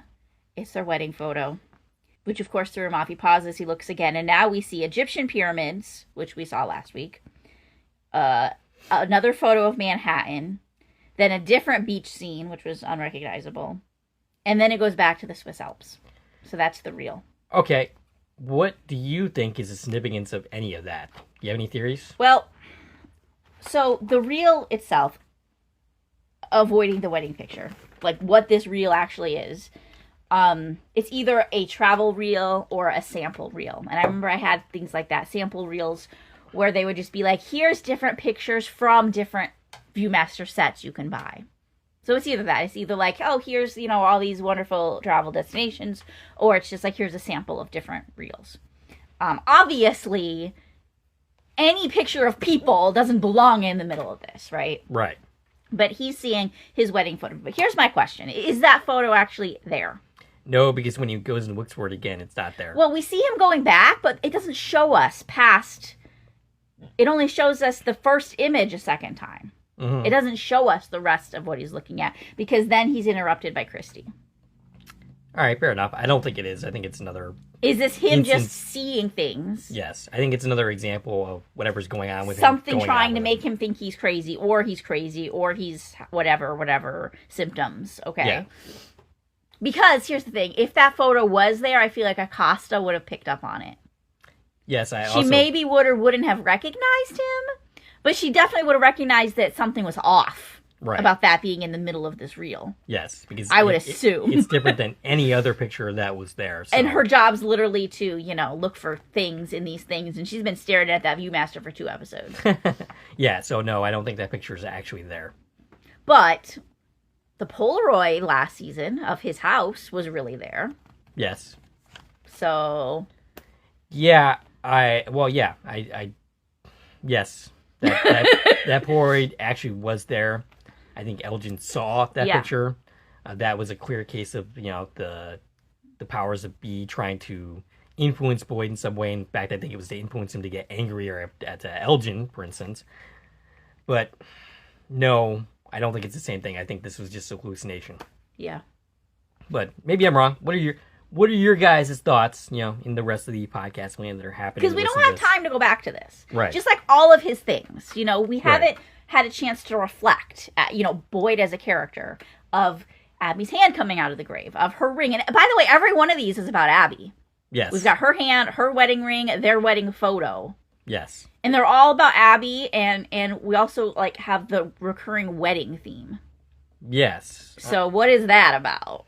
Not sure, but I'm hoping it connects to something. I feel like we're going to get to see Abby again. Sure. That actress. I forget her name. In some form. Yeah, I don't know. I feel like we're going to see her again somewhere in the end of this season. Because we seem to be doing a lot of Abby hinting. Yeah. I'm not sure what that's about, but I think we're definitely getting something with that. All right. So out comes Christy, who's annoyed with him for not telling her about the reincarnation thing sooner before she talked to everybody else. He's like, hey, I thought we were into this together. And Boyd's like, we are. And basically... Yeah, she's annoyed that she was kept in the general population loop, not the insider loop. Now, she was on the insider loop for the Smiley Reborn thing. Yes. She was in that loop, but she just wasn't in the reincarnation loop. Right. I don't know, which is a bigger thing. I mean, I guess both are equally pretty important. And she says, cognitively, Donna's fine, but there's only so much she can actually tell. Christy asks about his health. He claims to be fine. Christy points out that he has a lot of people's lives in his hands. She's right. And she wants him to come to the clinic to be examined. And he's making it kind of like, he's doing this gesture thing that I'm not even really sure what he's doing, but basically indicating, he's placating her. But he has no intention of actually going there. She specifically asked, have you seen anything else that isn't there? And he lies and is like, no, I haven't seen anything since that first time. Yeah, and I don't even remember which first thing he told her about, because there's been so many things with him. Right. But he's obviously lying, because he should be like, I just saw my wedding picture 30 seconds ago. Do you see it? Right, yeah. But no, he's just like, I'm cool. You don't need to worry about me. Nothing's happening with me. Right. He then talks to Donna, and she isn't impressed with his decision to tell everyone about the reincarnation thing. Neither am I. I totally agree with Donna here. Boyd mentions the cemetery being full, which is why they have not yet buried Roger, so they give that a reason for Roger to still be laying in the shed. I mean, it's only been like 12 hours, right? Sure, but I think they're bringing this up specifically so that we don't question that. Right. Basically, he mentions his new idea of grabbing one of those creepy statue pole things to kill one of the creatures at night. Or to find out if they can kill it. I mean, it's a logical thought. If it can take down the dolls, maybe it can take down the creatures. Donna thinks this is a terrible idea. So do I. I think this is a stupid idea. It's similar to, capture the creature and torture it into talking. I think this is a dumb idea. And I was like... I think it's knowledge they need to know. But yeah, let's test it. Maybe you just say, hey, let's keep these on hand, and we'll test it when we have to. Right. And if it doesn't work, it doesn't work. But, literally risking someone's life for this, Kenny's life for this, as it turns out, but... You know what it reminds me of is what we didn't get to see is them testing these talisman when he first brought them to town. Right. Oh, yeah. But it's funny because, you brought up the torturing the... or, capturing one of the creatures thing, which never came to anything. And a lot of people are still like, well, whatever happened to that? I mean, it's not going to happen, guys. It's just not going to happen. But we actually see this happen in this episode. It actually plays out within this episode. Right. So, yeah, so Donna thinks it's a terrible idea. Donna says even if he manages to kill one of them, they're just going to go back and basically make another person pregnant. Which is, again, something we keep talking about in all of the From groups and forums is people keep saying, oh, kill him this way, kill him that way. And it's like, well, what's the point? They can't die. Boyd says one problem at a time, but he needs as much advantage as he can down in those tunnels. Which I guess that does make sense. If we can take some of them out to do the thing we want to do, and they do the thing, we'll and it deal works. with them coming back if we got to deal with them coming back. I mean, if it works, then they theoretically go home and everything's all good. Or they go home pregnant with creatures and bring them into the real world. Oh shit, didn't think of that one. As Akasa is delivering marching orders, which includes Elgin, we see this in the background. Sophia notices Boyd walking with one of the creepy stabber thingies. It's a totem. The totem, okay. But it's interesting, she's reacting with surprise, indicating once again that she does not know everything that is going on in every single room. Yeah. So she's such an interesting character because we have no idea what Man in Yellow knows, what is an act, right? Because I'm pretending to be this girl who doesn't know anything. What is part of the story? What's an agenda? What's her reacting to something that she didn't know was going to happen? What was always her plan? Like, we don't know. Right. Every single thing that this character does is intriguing because we have no idea where it's coming from. Right.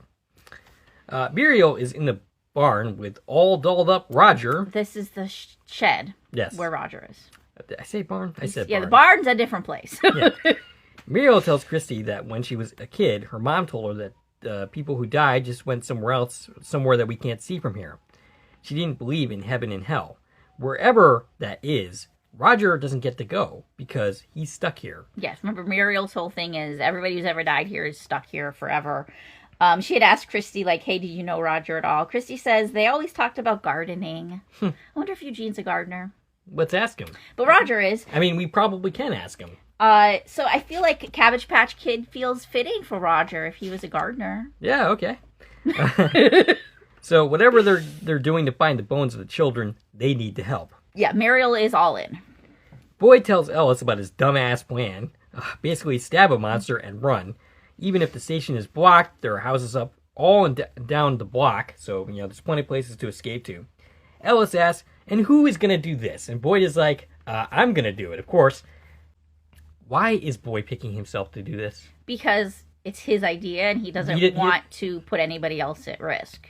Does he not consider the fact that he's needed to be the tactician? He didn't consider that. So he's not really thinking at all, honestly. No. Which is, what Ellis and Kenny are going to try convincing him later. Right. But, I mean, he's right. Like, hey, this is my plan. I'm not going to ask someone else to do it. But if you're not going to ask someone else to do it, you shouldn't do it either. Yes. I don't think it's worth risking Boyd, who is the military mind here, who can make these plans. Like, in fact, I don't even know why he's leaving the plans to Jade. Like, okay, get him to make the model and everything, but at the end of the day, he's the military person. He's the one who's going to be able to come up with a feasible plan. Yeah. But anyway, well, we haven't even gotten to that plan yet. No, we haven't. Like, they don't have a plan. They're still trying to gather intel. Right. This plan is just to find out if they can kill the things. Henry goes to Tabitha's house looking for her, but no one is there. He looks at Victor's drawings and then starts hallucinating, and we see a hospital monitor, we hear beeping, and then we see flashes of lights in his eyes. And he's hooked to an IV. Yes. He has an IV and a heart rate monitor. And then it stops. And I love how he just walked into her house for no reason. Right. He's looking for her, right? Because he wants to find out if it's his wife. But he's just like, I'm going to walk in and just look around. I mean, it used to be his wife, so you get certain liberties, right? But this is interesting. Is this what Sophia's plan was all about? Absolutely. Making him hallucinate a hospital scene? Well, we'll talk about that at the next one. Yeah, okay. But yeah. Victor, Ethan, and Tabitha go to the junkyard. They open the trunk of the man in yellow's car. Nothing. It is very moldy in there. I guess it's been a number of years. 40s, yeah. Victor goes to the front of the car, goes to the glove box, and he finds a bag of teeth, which is super creepy, by the way. Super creepy. Meanwhile, Tabitha's distracted because she sees Miranda's car. He starts rinky and insists that Ethan needs to see them. But Tabitha won't let her. Like, no, you're not showing my boy a bag of teeth. And Victor says, it is, in the middle of his freaking out, he's like, are you really my mother? Because you came here when you were Miranda with 2 kids, a boy and a girl. And now you're back with a boy and a girl. And that boy ended up all alone because everybody died. So he needs to be prepared for what's coming, that he's going to be the last surviving member, which is really satisfying to hear that said out loud by someone, because we've been saying that forever. The fandom has been saying that forever. That feels like the obvious, like, here's the cycle, right? And yeah, it's like the quiet part being said out loud, and he's not wrong. No. But Tabitha is acting like he's being an asshole. Yeah, she's in protecting her son mode, but also neglecting the other son that she has. Well, she isn't. She's not fully come around to that yet. No. But yeah, there's so much going on here. Again, amazing job by Scott McCord. Absolutely. He's not wrong. He's absolutely on the right page. Like, if it all happens again, that's what's going to happen, is Ethan's going to be left to be him. And he doesn't want Ethan to be him. Right. He wants Ethan to have a better shot than him. Yeah, and I would say that the scene, amazing. well, well written, well acted, well directed. Everything about the scene was gold. It also makes me feel like maybe Victor's starting to remember more things about the cycle. Yeah. And what's going on, what's really happening, what we can expect. And I think it's really time for them to actually pull him into this planning process and find out what he knows, because I think he's finally coming to terms with these memories.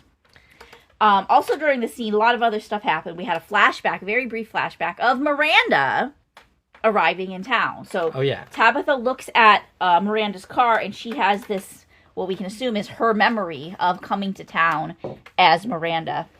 And it's very brief. We don't see the kids in the backseat. We do see the passenger seat is empty. We don't see the kids. And it was such a brief flashback that I feel like we're going to see more of that scene. Okay. Because it felt way too brief for them to even have bothered filming it. It was like 1 second. For them to have even bothered filming that scene, I'm pretty confident we're going to get to see the day Miranda arrived in a future episode. And I can't wait for that.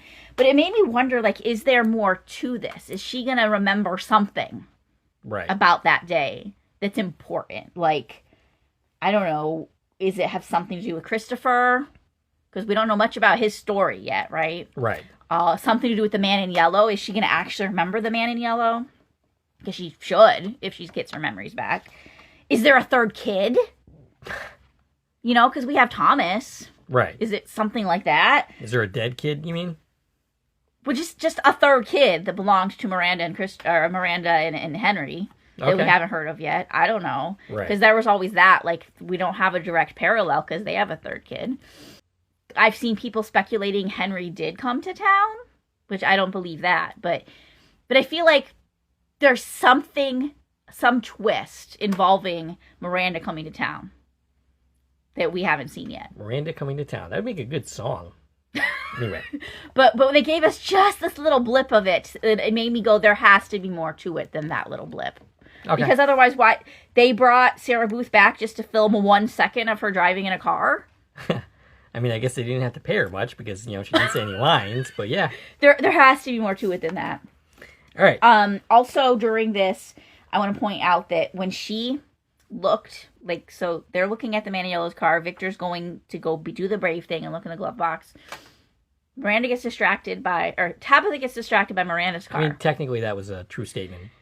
Ethan immediately, how smart this kid is, he immediately looked at his mom and said, "Oh, that's Miranda's car?" He knew just by her looking at it what was happening. Wow. This kid's smart. Yeah. And yes, if Victor and Ethan can communicate and get their shit together, Ethan can be prepared to do better the next cycle if we fail this cycle.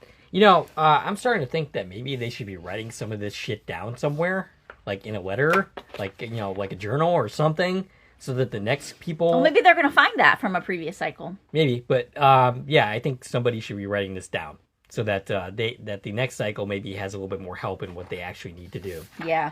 So he freaks out and is like, we got to leave now. I found teeth. But I don't know. I don't feel like we properly searched the car. You think there's more to find out? There was a lot of other stuff in the glove box. There was paperwork. All we found was a bag of teeth. What does that tell us? We're looking for answers about who the man in yellow is, this person coming to town. I don't feel like we actually got anywhere. Well, it tells us that the man in yellow has a teeth collecting habit, which we already know. We knew he had one tooth, but now we know it's always teeth. Right. And how many teeth was that? That was a lot of teeth. Right. Is it one per cycle? Because that was a lot of teeth. Or is it one from, everybody he eats? Right. Were those all from that cycle? And why are they in the car that the man in yellow came in? Because presumably that's comparable to, the preacher's car, right? It was just the vehicle that this person snuck in this round. But why doesn't Sophia have the bag of teeth? Why is it in this car? I'm very confused. I don't know. Maybe it was a deliberate breadcrumb from the man in yellow. You think Sophia wanted Victor to find it? Yeah. I think that's quite possible. And they're, taking it with them. Right. Why? What are you going to do with this bag of teeth? Look, I found a bag of teeth. I don't know what that does. But yeah. I don't feel like there's good juju coming out of this. No. I don't feel like we need to bring the bag of teeth with us. I don't know what we should do with them, but I don't feel like it's going to be good. Right. Yeah. Meanwhile, Sophia goes to Boyd's office, and he ends up revealing way too much information. Like, seriously, dude, shut up. Yeah, he's like, because she's like, oh, it's scary. What are you going to do? Isn't it dangerous? And he's like, no, here's what I'm going to do. And here's our entire plan tonight. The stuff he didn't tell the whole town. He's telling Sophia, the wrong person to share with, because now Sophia knows everything. Okay, so here's another point against omniscience. Sophia shows up in scenes for one of two reasons. For manipulation, absolutely. I can't think of a single thing that she's actually trying to get Boyd to do. No, she's 100% getting information from him. So she does not know everything. No, she saw him leaving with the totem, and now she's like, what's up? What's your plan? Right. She's manipulating him just into giving her information. Right. Is the manipulation here.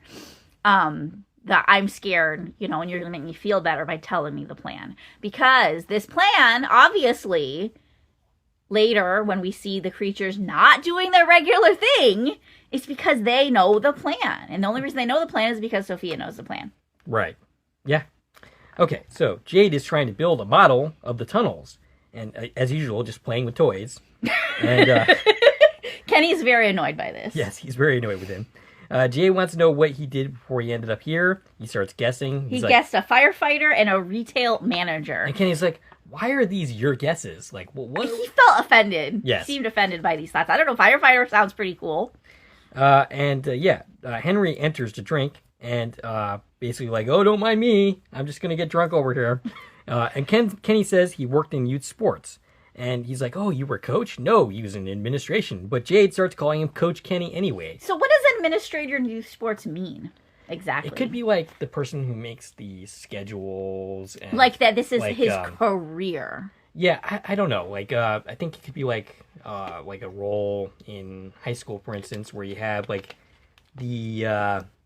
it's kind of like the GM, but not really, where you make the schedules and you do the administrative things involved. But that's not basketball. A whole, job, is it? The person who I know who did it, Mr. Fiddler, who passed away. Was a teacher. Yes. Yeah. Yes. That was just a side thing. Okay, so where I was going with that, Mr. Fiddler, who is indirectly responsible for the creation of Corman Productions. I mean, he got me on the path of being, getting into media and stuff like that. Yeah. He passed away some years ago, so I'm going to just shout him out because he came up for reasons of this discussion. But anyway, so he was also a teacher, so he wasn't just right. That's my point. He was also a coach as well. If you're saying through a school, those are usually people who hold other positions within the school. Right. It's not a whole job of just you're administering sports. Well, he said youth sports, so it might not even be it high could be school. Town, like one of those the city, something community sports, whatever. Yeah, like for troubled kids or something along those lines. But anyway, Ellis I thought Kenny was in college. He looks like he's 15. He talked about coming home from college and the globe in his trunk, the globe lamp. He talked about that, but that doesn't. Oh wait, I guess that could have been a number of years ago. Right. It could have been, because we don't know when he actually ended up in Frumville after having that globe in his... Right. It could. I guess he just keeps shit in his trunk for years. I mean, I do. Fair. But Ellis comes in and borrows Kenny. Jade asks what Henry used to do, and he says pretty much what he's doing now, becoming an alcoholic. I thought that was funny. It was funny. He's like, nothing's different here for me. Right. Sophia walks into the animal pen, smells some of the eggs, and then takes one. She picks an egg, and I'm confused. What are you smelling for? What's special about this one? Why is this one the one? She was smelling to see which one was about to hatch, and that was the one she chose. I don't know. This is some voodoo stuff going on here. Yes. That I wasn't about to look up. By the way, eggs in... No. There's got to be some significance here with this egg, but... In the diner, Julie sits when Elgin enters with a group of people to look for clues in the storeroom. Elgin joins her, not doing his damn job that he was assigned. She ends up asking about his eye, which he doesn't want to tell her about anything about. Elgin says that everything here happens for a reason. Julia doesn't think so. Or Julie, rather, doesn't think so. But also, Julia might not think so either. But anyway. Maybe this place is just designed to torture us, and there is no reason behind it. Actually, Julie, that's a reason. It being designed to torture you, that's a reason. It's not. So yeah. Elgin says there is a truth here, even if it is just to torture them. That's still a reason. It's still a truth. But but the place wins by throwing so many lies at you that you don't believe the truth when it's staring you in the face. And at this point, Elgin only has one eye, so it's a little difficult for him to see anything at this point. Well, I thought this was a great line. I feel Yes, like absolutely. it is foreshadowing to something. Yes, I definitely agree with that. That it throws so many lies at you that you don't recognize the truth when it's staring right at you, which makes me feel like we already know the truth, Yes. but we haven't guessed it yet. Or we might In general, you know what I mean? Like, Yeah, or they yeah. haven't, or like there's something we're missing, something so blatantly obvious, but it's just in the mix. Which we gotta talk about this next scene. Yes. Henry tells Jade once again that what they are doing is not right. Filling people's head with nonsense, telling Victor, Jade comes over, he asks if he talked to Tabitha, and he's like, "You mean the person you claim is the reincarnation of my dead wife?" And well, when you put it that way, it sounds ridiculous. But nope, he has not done that. He tried, but he hasn't managed Yeah, to. so he's like, "Oh, well, I tried to, but she wasn't home." Right. Jade starts to suggest he not drink so much, which is funny. This is funny coming from Jade, but I understand that this advice is actually something that was also given to him, and it made him be able to see things in a clearer light. True. Tom, the bartender, as a ghost. By the way, missing Tom. Yes, yes. Really could use a Tom appearance right about now. I don't think Jade needs him for I that. need him. Okay, fair enough. I always need some more Reed Price, but I don't think. I think the reason that we don't see Tom anymore is that his role in getting Jade to do what he needs to do is done. I would love to see Tom appear to Henry, who never met him. Okay. That would tell us something, right? Yes, it definitely would. It would tell us this isn't just in their minds. I think that would be fitting because he's, taken over the I heard there used to be a bartender. He's the one drinking all the alcohol these days. I would love to see that scene. And then Henry starts hallucinating some more. He's suddenly in a hospital bed with his son in a suit hovering over him. A very different Victor, Yes. not our Victor. It's fun. It's fun because this is still Victor, Right. played by Scotty McCord, but it's a very different version of Victor. Yeah, Victor you he can could have tell been. in 3 seconds, one line of dialogue, I think, that this is the Victor that was never stuck in Fromville. Right. This is what Victor would be if he had grown up normal. I wouldn't say grown up normal as much as I would say grown up in a normal place. Right. Like, he Right, wasn't, yeah. Isolated with monsters for 40 years. Right. It's like, this is what, in this moment, Henry's seeing a reality where this life isn't here. Right. It reminds me very much, and I don't want to confuse this to the conversation, but of the Flash Sideways that we got in the last season of From. Yes. Lost, you mean? Yes. And I only That's know that it. I only know that because of this From God podcast and eventually having actually watched Lost. Yeah, those sideways scenes were definitely controversial within the fandom, and people still don't understand what they actually don't. mean. So that's why I don't want to confuse that into this because we're not going to get into all that. Right. That's definitely what this moment feels like. It's like, here's what would have happened without Fromville. Right. Like, that's the implication, right? Now, I think, of course, Sophia in the last episode said, what if this place is all a dream? Yes. And now this is further manipulating Henry into that idea. Exactly. To what end? I'm not sure, but it can't be good. Exactly. So in the vision itself, we're in a hospital. We have a doctor who says he's back, meaning Henry woke up from a coma or whatever's going on with Henry in the hospital bed, right? Victor standing over him saying, "Dad, stay with me." Okay, the doctor here, first of all, is played by Mallory Amirault. Have we ever seen her? Nope, this is our first appearance by Mallory. She was in an episode of We Were Liars and one episode of 22 Minutes, and that's her only credits to date. Okay. This is her third credit. First time on this series, and we're just being told doctor. I feel like we might get more of her because I feel like we're going to get more of this flashback. I don't feel like this is over. No, absolutely not. 100%, I'm convinced this is Sophia trying to make him think Fromville's not real. So that he goes That's all, my opinion. Goes all Abby on everyone? Exactly. And it makes me question what actually happened with Abby. Yes. Right? Yeah, it does. It is interesting to question how much influence beyond like the voices in Sarah's head has the Man in Yellow actually had? Like, has he appeared in other forms to other people? I mean, sure, that's always been the question. Right. But it does make... But, like, specifically what happened with Abby. She mentioned a dream she had when she was a kid. Right. And that makes people think, like, oh, she's the same as Tabitha. She's a reincarnation of somebody. But maybe she didn't even have those dreams. Maybe that dream itself was an implanted memory. Gotcha. Did something convince her to kill everybody? Obviously. And even... We have, like...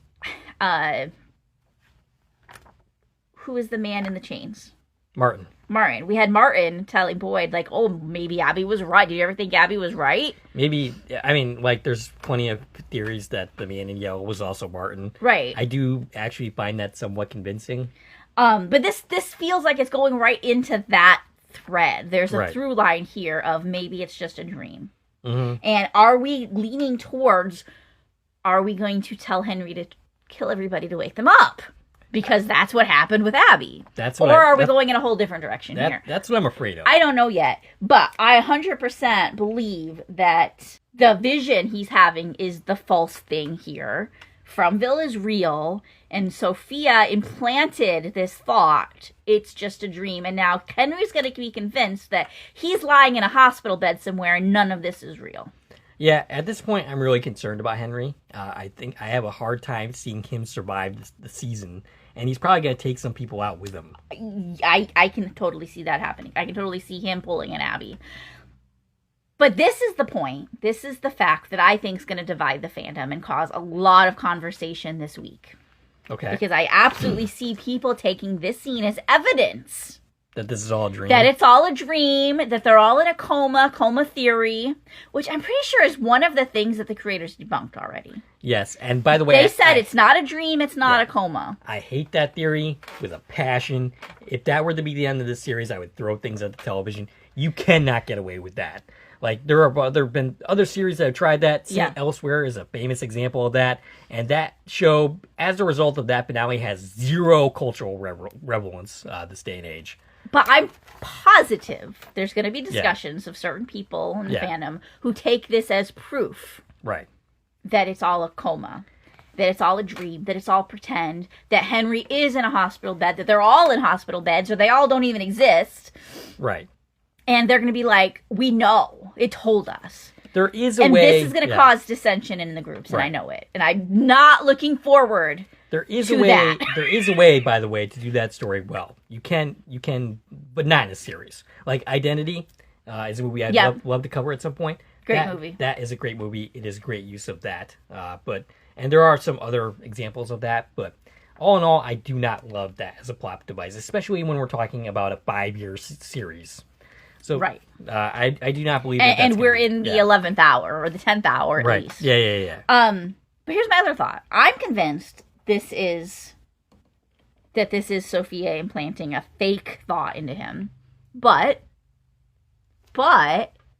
is it possible with Elgin's line in the very last scene of you're not going to recognize the truth when it stares at you because this place throws so many lies at you? Is it possible that they're flipping it and reversing it and that is the truth? And we are meant to think we're watching the lie of the hospital. And they really are telling us, no, that's what's up. I sure freaking hope not. But because of that line in the very last scene, maybe go, wait, I'm convinced it's this, but am I wrong? Am I missing the lie that's in the middle, the truth that's in the middle of the lies? I'm convinced that line from Elgin is significant.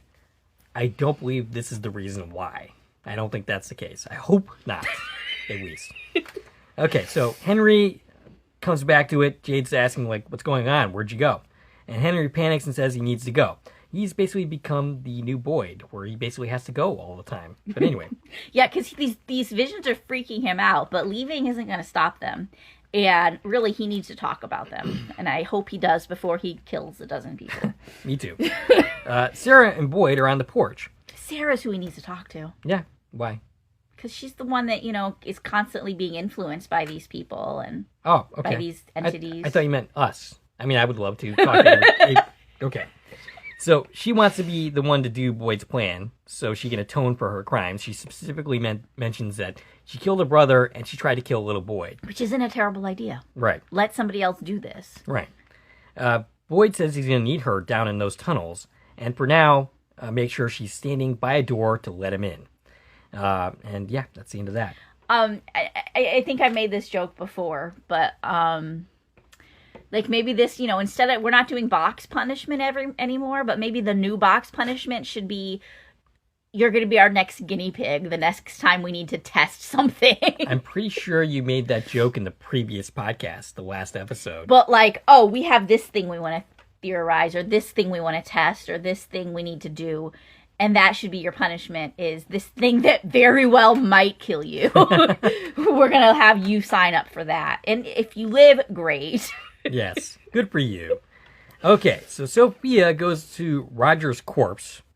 The all dolled up Roger starts speaking in tongues.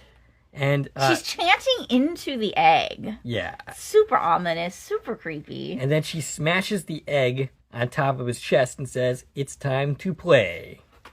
Wow. Yes. Roger still just continues to lay there. Nothing is happening right now. Well, there's blood coming out of, like, there's, I was that confused was from the by egg. that. Like, I'm pretty convinced that was a chick that was about to hatch, and the blood that we're seeing is the chick itself being crushed. Getting squished. Yeah. Which is pretty kind of gruesome and but sad. Would they have an egg that was ready to hatch? Because they're harvesting the eggs and cooking them. I don't know, but perhaps Sophia found one. Okay. I don't know. You need new chickens, so it would make sense to let a couple of them hatch. I don't know. I feel like they're too desperate for food for that. All right, gotcha. So Boyd rings the bell. Which is another thing the fandom's been asking for. Like, we don't see enough of Boyd ringing that bell like the old days. Right. Donna tries to leave her room, but Fatima orders her back to her bed. Donna grumpily agrees. Fatima says they might be going home soon. Does she really want to die because she's too stubborn to lay in bed for a few minutes? And Donna's like, I don't remember you being that sassy before. And Fatima says people change, and she's had a lot of reasons to change. And we're going to have another example of how she is changing, which is kind of concerning. But yeah. Sophia decides she's going to go stay at Colony House. She says that it's because of Boyd's plan, but that, of course, is a lie. And, of course, this is where we see Patrick, who has a name for the first time again. He is previously credited as Colony House resident number 4. This is Colin H. No, I'm not going to attempt to butcher his last name again. I think you've done that enough. I've butchered his last name in at least 3 different series, because I'm pretty sure we've done this on Sullivan's Crossing at some point. We need to get him on for an interview just so we can ask how do you say your name? We have a few of those. Okay, we're done here. We don't need to talk to you anymore. I'm thinking time travel again. Are we in the right place? Yes. We most recently saw him in episode 3 of You're Killing Me, which came out last week. Yes. Yes. It's out. We can safely say that. It came out last week from when this is coming out, which is this week for us, but it's out for you. Okay. Anybody else getting a headache? Anyway. So Colin plays a kind of important character in that episode. So I won't spoil it, but go check him out in You're Killing Me on Acorn TV. If you don't have Acorn TV, guess what? You can get it for free. Oh. A 30-day trial to Acorn TV. Go to signup.acorn.tv, enter promo code YKM101. You're going to get a 30-day free trial, which is going to be enough for you to watch the entire season of You're Killing Me. Yes. And you should which has a lot of people from in it. Lots of them. Yes. And from every show that we've ever covered. Also, you should check Colin out because he seems to be a pretty decent looking guy if you're into that kind of thing. But anyway. Okay. I mean, I'm not, but, to each his own. Or her. So yeah, Patrick is the one opening the door for Sophia here and inviting her into the safety of Colony House because it's so scary down in the town tonight. Aww. It's 100% to see what's about to happen here. Yeah, this is absolutely her wanting to watch the carnage that she is creating, because we've seen that before, right? Where Sophia just wants to observe everything. Again, it's her favorite part, watching them rip themselves apart. Right. Ellis is outside the police station with Kenny. Boyd says they are all set, and he's like, "Are you in on the plan?" "Yep. But they have a different agenda, and they're exchanging looks like, we have to do this. Kenny says that he should be the one to go out there tonight, as he is his number 2. And Boyd, of course, starts arguing against this. But Kenny's like, hey, look, what if something happens to you out there? What if you fall down and you have an episode of some kind because you're not the healthiest person in the world? And I think the points that they are making are good. They just don't make it very well. I think neither one of them actually verbalizes fully. Because they don't want to offend him. Right, yeah. But the point is, like, okay, you're too important, and also, you're damaged goods. Yes. You are injured. Your hands are physically shaking right now. Your leg could give out at any moment because you have this illness. And by the way, they're the only 2 people besides Christy who know about the illness. His real son and his, son figure in Kenny. He's told both of them about his condition. And they're like, this isn't a good idea. You are not the best person to do it. And, Ellis doesn't think that he should be risking his life. He shouldn't be. He absolutely shouldn't be. He has to be the brains behind the whole tunnel mission. And, he's like, oh, whoa, Kenny's okay to die? And, Ellis is like, that's not what I'm saying. But, Boyd is angry. He argues against him. He refuses to risk someone else's life. But he starts to get angry as his hand shakes, which proves their point, by the way. Right. And he ultimately loses this argument. Yeah. Now, here's something interesting that I was thinking about. Ellis is the one who went and pulled Kenny out of the bar to have this conversation with Kenny where they came up with this plan. So, is Ellis the one that was like, Kenny, I think you should do it? You know what? I don't know. And actually, I'm very curious. How willing is Kenny to actually do this? Right. I mean, he seems willing. But... we've talked about this plenty. Kenny Yeah. has always kind of been in the shadows of Boyd, right? This is an example of him stepping up. This whole season, ever Yeah. since 401, he's been stepping up. Yeah. He's been doing things that are very brave for Kenny, Right. And I think ever since he lost his mom, he's been changing. He lost his dad first, then, a couple days later, probably, because, time, he lost his mom. He had the whole falling out with Boyd where he stopped wearing, his high waters, and then he decided to be his deputy again. I would say, and I've said this before, that Kenny was actually more useful after he stopped hero worshiping Boyd. Yeah. Like once he realized the truth of the man and came to peace with that, he's been more of a useful number 2 than he was previously. Right. In my mind. Kenny has come such a long way. He's gone through so much. He's had so much loss.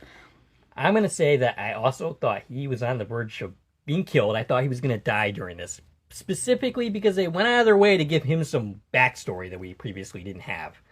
Like where they did the whole Coach Kenny thing. I thought that was a sign that he was about... I mean, it and still he might could still, be. Yes, exactly. It still could be in the very next He could scene. still die in episode 8. I don't want him to. No, I I actually really don't. He's my wish favorite we had character, picked but- someone more expendable to do this. Right.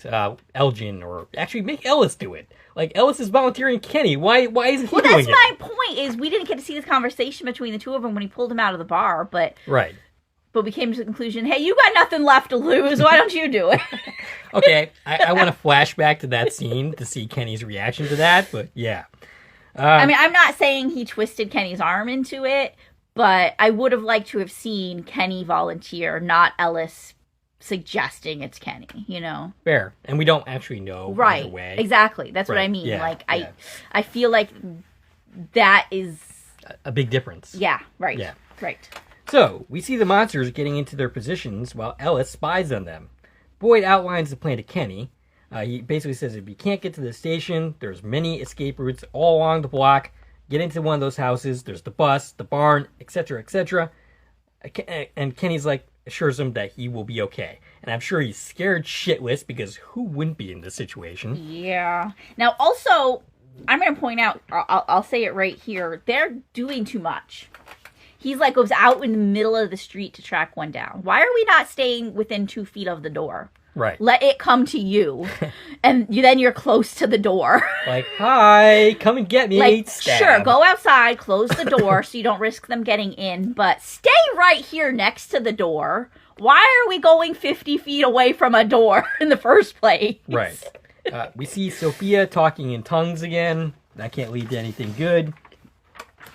Roger wakes up. he's a little cranky. He's crying and grabbing at his face. He and ripping. panics. He panics. He's ripping at his stitches. He rips his jaw open. At this point, what agency does Roger actually have in the scene? That's a question. Yeah. And hopefully we get a chance to talk to Eugene about this. But I feel like from this moment, the panic that you see expressed, I feel like that is Roger. Okay. I don't feel like this is a Cabbage Patch doll. Gotcha. Using Roger's body. Yeah. I don't feel like it's an entity. I don't feel like it's what's the word for just something that's brought back to life? Zombie. That's not the word I was looking for, but yeah. Like Okay. I feel like this is Roger. I feel like he was brought to life. Right. And he has no eyes and mouth and he's panicking. Gotcha. And he rips his jaw off, which is interesting because that's how he died, by the way. Yes. We saw the Cabbage Patch Kid rip his jaw off and then shove his arm down his throat. Yes. So he rips his jaw I mean, open. I guess that's why there's more of them, because they kind of procreate that way. It's super creepy and crazy and scary. And if you think like, oh, that's Roger, like this is probably one of the most horrific moments of the whole series. If you're thinking about it, like you Right. died, you wake up from the dead, you can't see, you don't have like you can't talk, Right. you can't communicate, Right. Wow. Yeah. and then what's about to happen to him? Yeah. All right. So, Oh my god! yeah. Kenny tells Boyd he's ready. Boyd tells him to stab and run. He is totally not going to listen to that. Don't wait to see if it worked. He doesn't listen. Yeah. And out he goes. He ends up stabbing the milkman. Again, he doesn't obey instructions. He just stands there like an idiot, looking at the monster who screams. He's supposed to be running at this point, but he doesn't. Yeah, because he's just like, oh, did it work? So the milkman, by the way, is pretending it worked. Right. He's doing the thing where he's like, oh, I'm melting. Right. Yeah. Milkman, played by Derek Verdock, he was credited last week in 2 weeks ago in 405, because remember they credited like all the creatures in Jade's trip, Yeah. and we didn't know why because they didn't talk other than one. Right. That was the first time he was credited. I'm pretty sure this is the first time he's actually had a line. Nice. Again, Congratulations to him. this is Derek Verdonk, who has been around since like episode 1 as the milkman, in background. Right. But his very first actual on-screen credit was in 405, and then this time he actually gets to talk. Ellis thinks it worked, but then the milkman says, just kidding. And we see the grandma monster waving at him from the station. Yep, Sarah Campbell. Always so pleasant, that one. We see that they have lined all of the houses. They're standing next to all the doors. And again, we were told previously they have these patterns. They do the exact same thing every night, and that's not what they're doing tonight. Right. Because obviously Yeah. they were given some insider info. Yep. Good job, Boyd. Good job, Boyd. He realizes that all the doors are blocked. The milkman says, this is not going very well for you. And Kenny knows there's a clear path to the bus and makes a break for it. He gets into the bus but can't close the door because Smiley has our grabbed friend onto Jamie it. McGuire. We last saw Jamie in episode 401 when he greeted Kenny. Yes. Yep. This is a little reunion. And we see Fatima, who suddenly has Smiley vision. She sees Kenny from his perspective. Right. We were told this previously, that she can see and feel what he does, and she knows he can feel her too. But this is our very first time seeing that play out. And she's freaking out a little bit because she can see Kenny in trouble. Right. And he gets on top of the bus through the hatch. The monsters from the ground all look up at him. He's surrounded. Out comes Smiley, who tells him, I think you have a problem, Kenny. I do too, because this is not looking too good for Kenny. I was on the edge of my seat at this moment. Kenny realizes, yep, you're right, I do have a problem. Smiley says, I killed your father. You know what? I don't know that I believe him. I mean, he might have, but we don't have any evidence for that. We know he was one of the people in the clinic, one of the creatures in the clinic. We saw that? We saw him in the clinic? him and, like, at the door. We saw him and a couple others at the door. Either way, it doesn't matter. It's just manipulation tactics, and another reason to make him afraid, and maybe even a little angry. And he made such funny noises. Do you make funny noises? Smiley looks like he's about to attack. He turns into the monster form, but Fatima, where she is, probably with her golem, she starts screaming, and all of a sudden, he back into his human form. He looks very distracted. Kenny takes this moment to push him off the bus, jump through the chute. He closes the door, the main one, and looks out the windows at the monsters, who are soon joined by Smiley, but he does not, I repeat, does not close the hatch. Right. So that talisman should be useless right now because this place is not sealed. The window's open. Right. And we know previously from all the way back to episode 1 that they have a way of getting up to second floor places, whether they are good at jumping or they can float, or we don't really know. But we know they've been to second story windows plenty of times.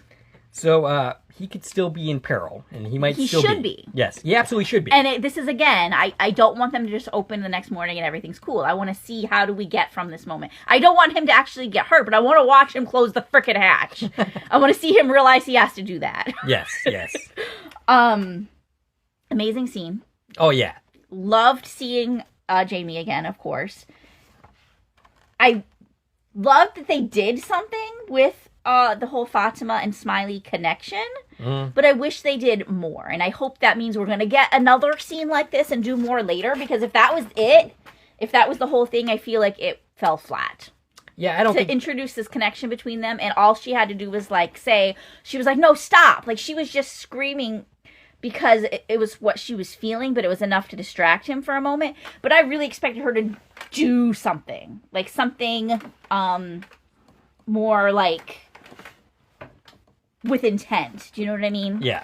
Like her actually physically be like, I need to do X, Y, and Z to help. Right. And she didn't do that. She did distract him, but only because she was panicking and was like, no, wait. But she didn't know that she was, you know what I mean? Right. Like there was a lack of intent of, here's how I'm going to help. I can imagine that they are going to continue to use this, because why introduce the idea? Right. When they're going to do it, or how, perhaps in the finale, that's going to be a factor. Maybe in the next couple episodes, who knows? I feel like she's going to have some importance to what happens in the caves. Right. Without being there. Okay. Yeah, fair enough. That would be good. Yeah. I'd like to see that. But, yeah, it feels like this has to just be an introduction to how it works. Right. So that we understand it when we use it later. Right. I hope. Yeah. Who knows? Maybe in the next episode, we're just going to find Kenny dead because he didn't seal that door. Right. But I don't think he's going to go out like that. I think... You know what it reminds me of? Yeah. This whole Fatima and Smiley thing. It's very much Friday the 13th. Oh, okay. I vaguely know what you're talking about. Jason, I'm your mother, yes. the whole thing. Yeah. Yes. Yeah. And I love that. And yeah. I know Jamie would love that too, because he's a big horror fan. Yep. Yeah, I need to talk to him about that, because that's a great comparison. Yeah. We need to make a meme or something. Somebody does. I'm not good enough to do that. Okay. Then we got Roger. Yeah. Suddenly, Roger bursts through Counting House. Everyone freaks. Patrick is attacked. By the way, we don't see how he gets out of that situation. They just kind of cut away, and he's, Roger is no longer attacking him. So, is he dead? Because I don't think so. Okay. But Elgin and someone else, I think Meredith. Elgin and Meredith. Close the door. They get to the door and close it before the creatures can follow him in. So, theoretically, we've resealed the house. Yes. Patty, but also that felt too easy. Right. Patty, played by Trina Corkum, who's getting a lot of work and traumatized as all hell here, tries to appeal to Roger's humanity, saying in a panic that she knows he's still in there. And I agree with that. Yeah. I don't necessarily feel like he was trying to attack her. Well, we should definitely get Eugene's opinion on that. Elgin grabs a creepy statue thing and then stabs Roger, who dies again. Or does he? We don't know that he's permanently out of the picture, but yeah, it feels pretty final to me. Patty asks, what the fuck just happened? That's my question as well. And then we see Sophia, who's watching everything that's going on here with a smirk on her face. Yeah, she's watching in delight. And that is where the episode ends. Patty's freaked out. And Eugene is dead a second time in 3 episodes. Yeah. Roger, that is Roger. Dead. Not Eugene is very much well. Thank you, Eugene, for being still alive. Fun story this week. I saw Eugene post. He was recognized for the first time. Oh, he was recognized at the airport. He was on his way back to Nova Scotia from wherever the Canadian Screen Awards were, because he went there for the trades, and he was coming back. And I don't know which airport it happened at, there or there, but at one of the airports on his way home, he was recognized by a kid who recognized him from, took his picture with him. That's amazing. And he was delighted because that was his first time ever being recognized. And the crazy thing is, you and I have had that experience of being recognized. We have. Yes. Yeah, and it is super crazy. Yeah. I mean, us, like, being recognized by, like, out in the public, that's craziness. But, yeah, that's where the episode ends. Wild, crazy-ass episode. I'm definitely looking forward. Let's see. I want to talk just a moment about everybody we saw in this episode. I think we've touched on most of them. The only new character was the Doctor. Of course, we had Roger Eugene Sampung and Patty Trina Corkin. We talked about Meredith. Paula Feener came back. Our creatures, we had Smiley, Jimmy McGuire, the grandma creature, Sarah Campbell, and Milkman Derek for Donk. And that's another example of something, by the way, that the fandom wanted. Well, one, the monsters. Yeah. And two, Jamie McGuire as Smiley specifically. Yes. We had one other person in this episode, Colony House resident number 7. I'm not sure where she was in this scene, in this episode. I'm not sure which scene. I don't recall another line happening. But that's Genevieve Steele. She has been in the series before. She was last credited in 305. But she doesn't have a character name yet. So I think Genevieve Steele is safe. Good for Genevieve. For the time being. Or maybe she had something in the, maybe she said something during the town meeting at the beginning. But yeah, she was in there somewhere, Genevieve Steele, who we recently saw in something else we covered. I don't know which thing. The name sounds familiar. We've talked about her plenty, but I don't remember. Very recently, we've recorded something where we talked about her, and I don't know what it was. Because I didn't add her credits here, because we've already talked about her in this series again in 305 is the last time we talked about her. But she was either in Sullivan's Crossing or You're Killing Me recently, because I know we just said her name, like, this season. Yeah, I just don't know where. Because all of our shows are blurring together. Let me tell you something. The acting community in Nova Scotia, these are the hardest working people in the world. Yeah, they literally appear in everything. In fact, by the time that we're recording this, there's going to be a Sullivan's Crossing episode, which features an actor that also appeared in You're Killing Me. Yes. And yeah, it's just crazy how incestuous this all is. Before recording, we were trying to get our head straight about which things we're allowed to talk about when, because of when it aired, when our episode's dropping, and the actors crossing over, because all of these actors we're seeing in all different places, and it's like, did we talk about them in this series yet or not? Like, they're everywhere. Yes. Like Trina Corkum, for instance. She's appeared in literally almost every single thing, except for You're Killing Me. We haven't seen her in You're Killing Me yet. Yeah. There's always season 2, because it's renewed for season 2, if you didn't know that. Yes. Not many of our series do get renewed for season 2. It's such a refreshing idea of something just being renewed. Right. And an early renewal at that. I guess that's what happens when you're not in genre. Yes. When we have no supernatural, sci-fi, or horror elements. Yeah. Being a genre fan sucks a lot of the time. It's hard. It's so hard. But yeah, Trina, of course, playing Patty here. She has a large recurring arc in Sullivan's Crossing season 4. She had a great run in the Institute season 1. We keep seeing Trina popping up everywhere. I would love to make her a friend of the channel. We're trying. I would really love to talk to her. Even to the point where we're starting to recognize background people across multiple shows. Series. Yeah. It's getting insane. It's getting hard to hold. And one of those people, we owed to Gerard for putting us out. Putting us on that path. And that would be Keon something or other. Keon. I'm looking for my other notes I have next to me, which is an episode that came out days ago for you, but we haven't recorded it yet. Keon Zarkeshvari, who is a townie and from. He's the one who Gerard was asking about in 404, I think it was. Something along those lines. He was visible in the diner sitting behind Tabitha. And Gerard was like, hey, I like his vest. Who is that? And we figured out who he was by playing, Who's Who Connect the Dots with our friends. And somebody was able to identify him. And ever since then, I've been talking to Keon. He said he has been in from since season 1. And now that I know what he looks like and I know to look for him, I've seen him everywhere. Mm-hmm. He is in the episode of Sullivan's Crossing that aired this past week. Gotcha. He is in You're Killing Me. Yes. he's like, oh, it's like playing Where's Waldo. Yes. We've got him now. We're doing that with our friend Faith Shavs, who's a background actress in Nova Scotia.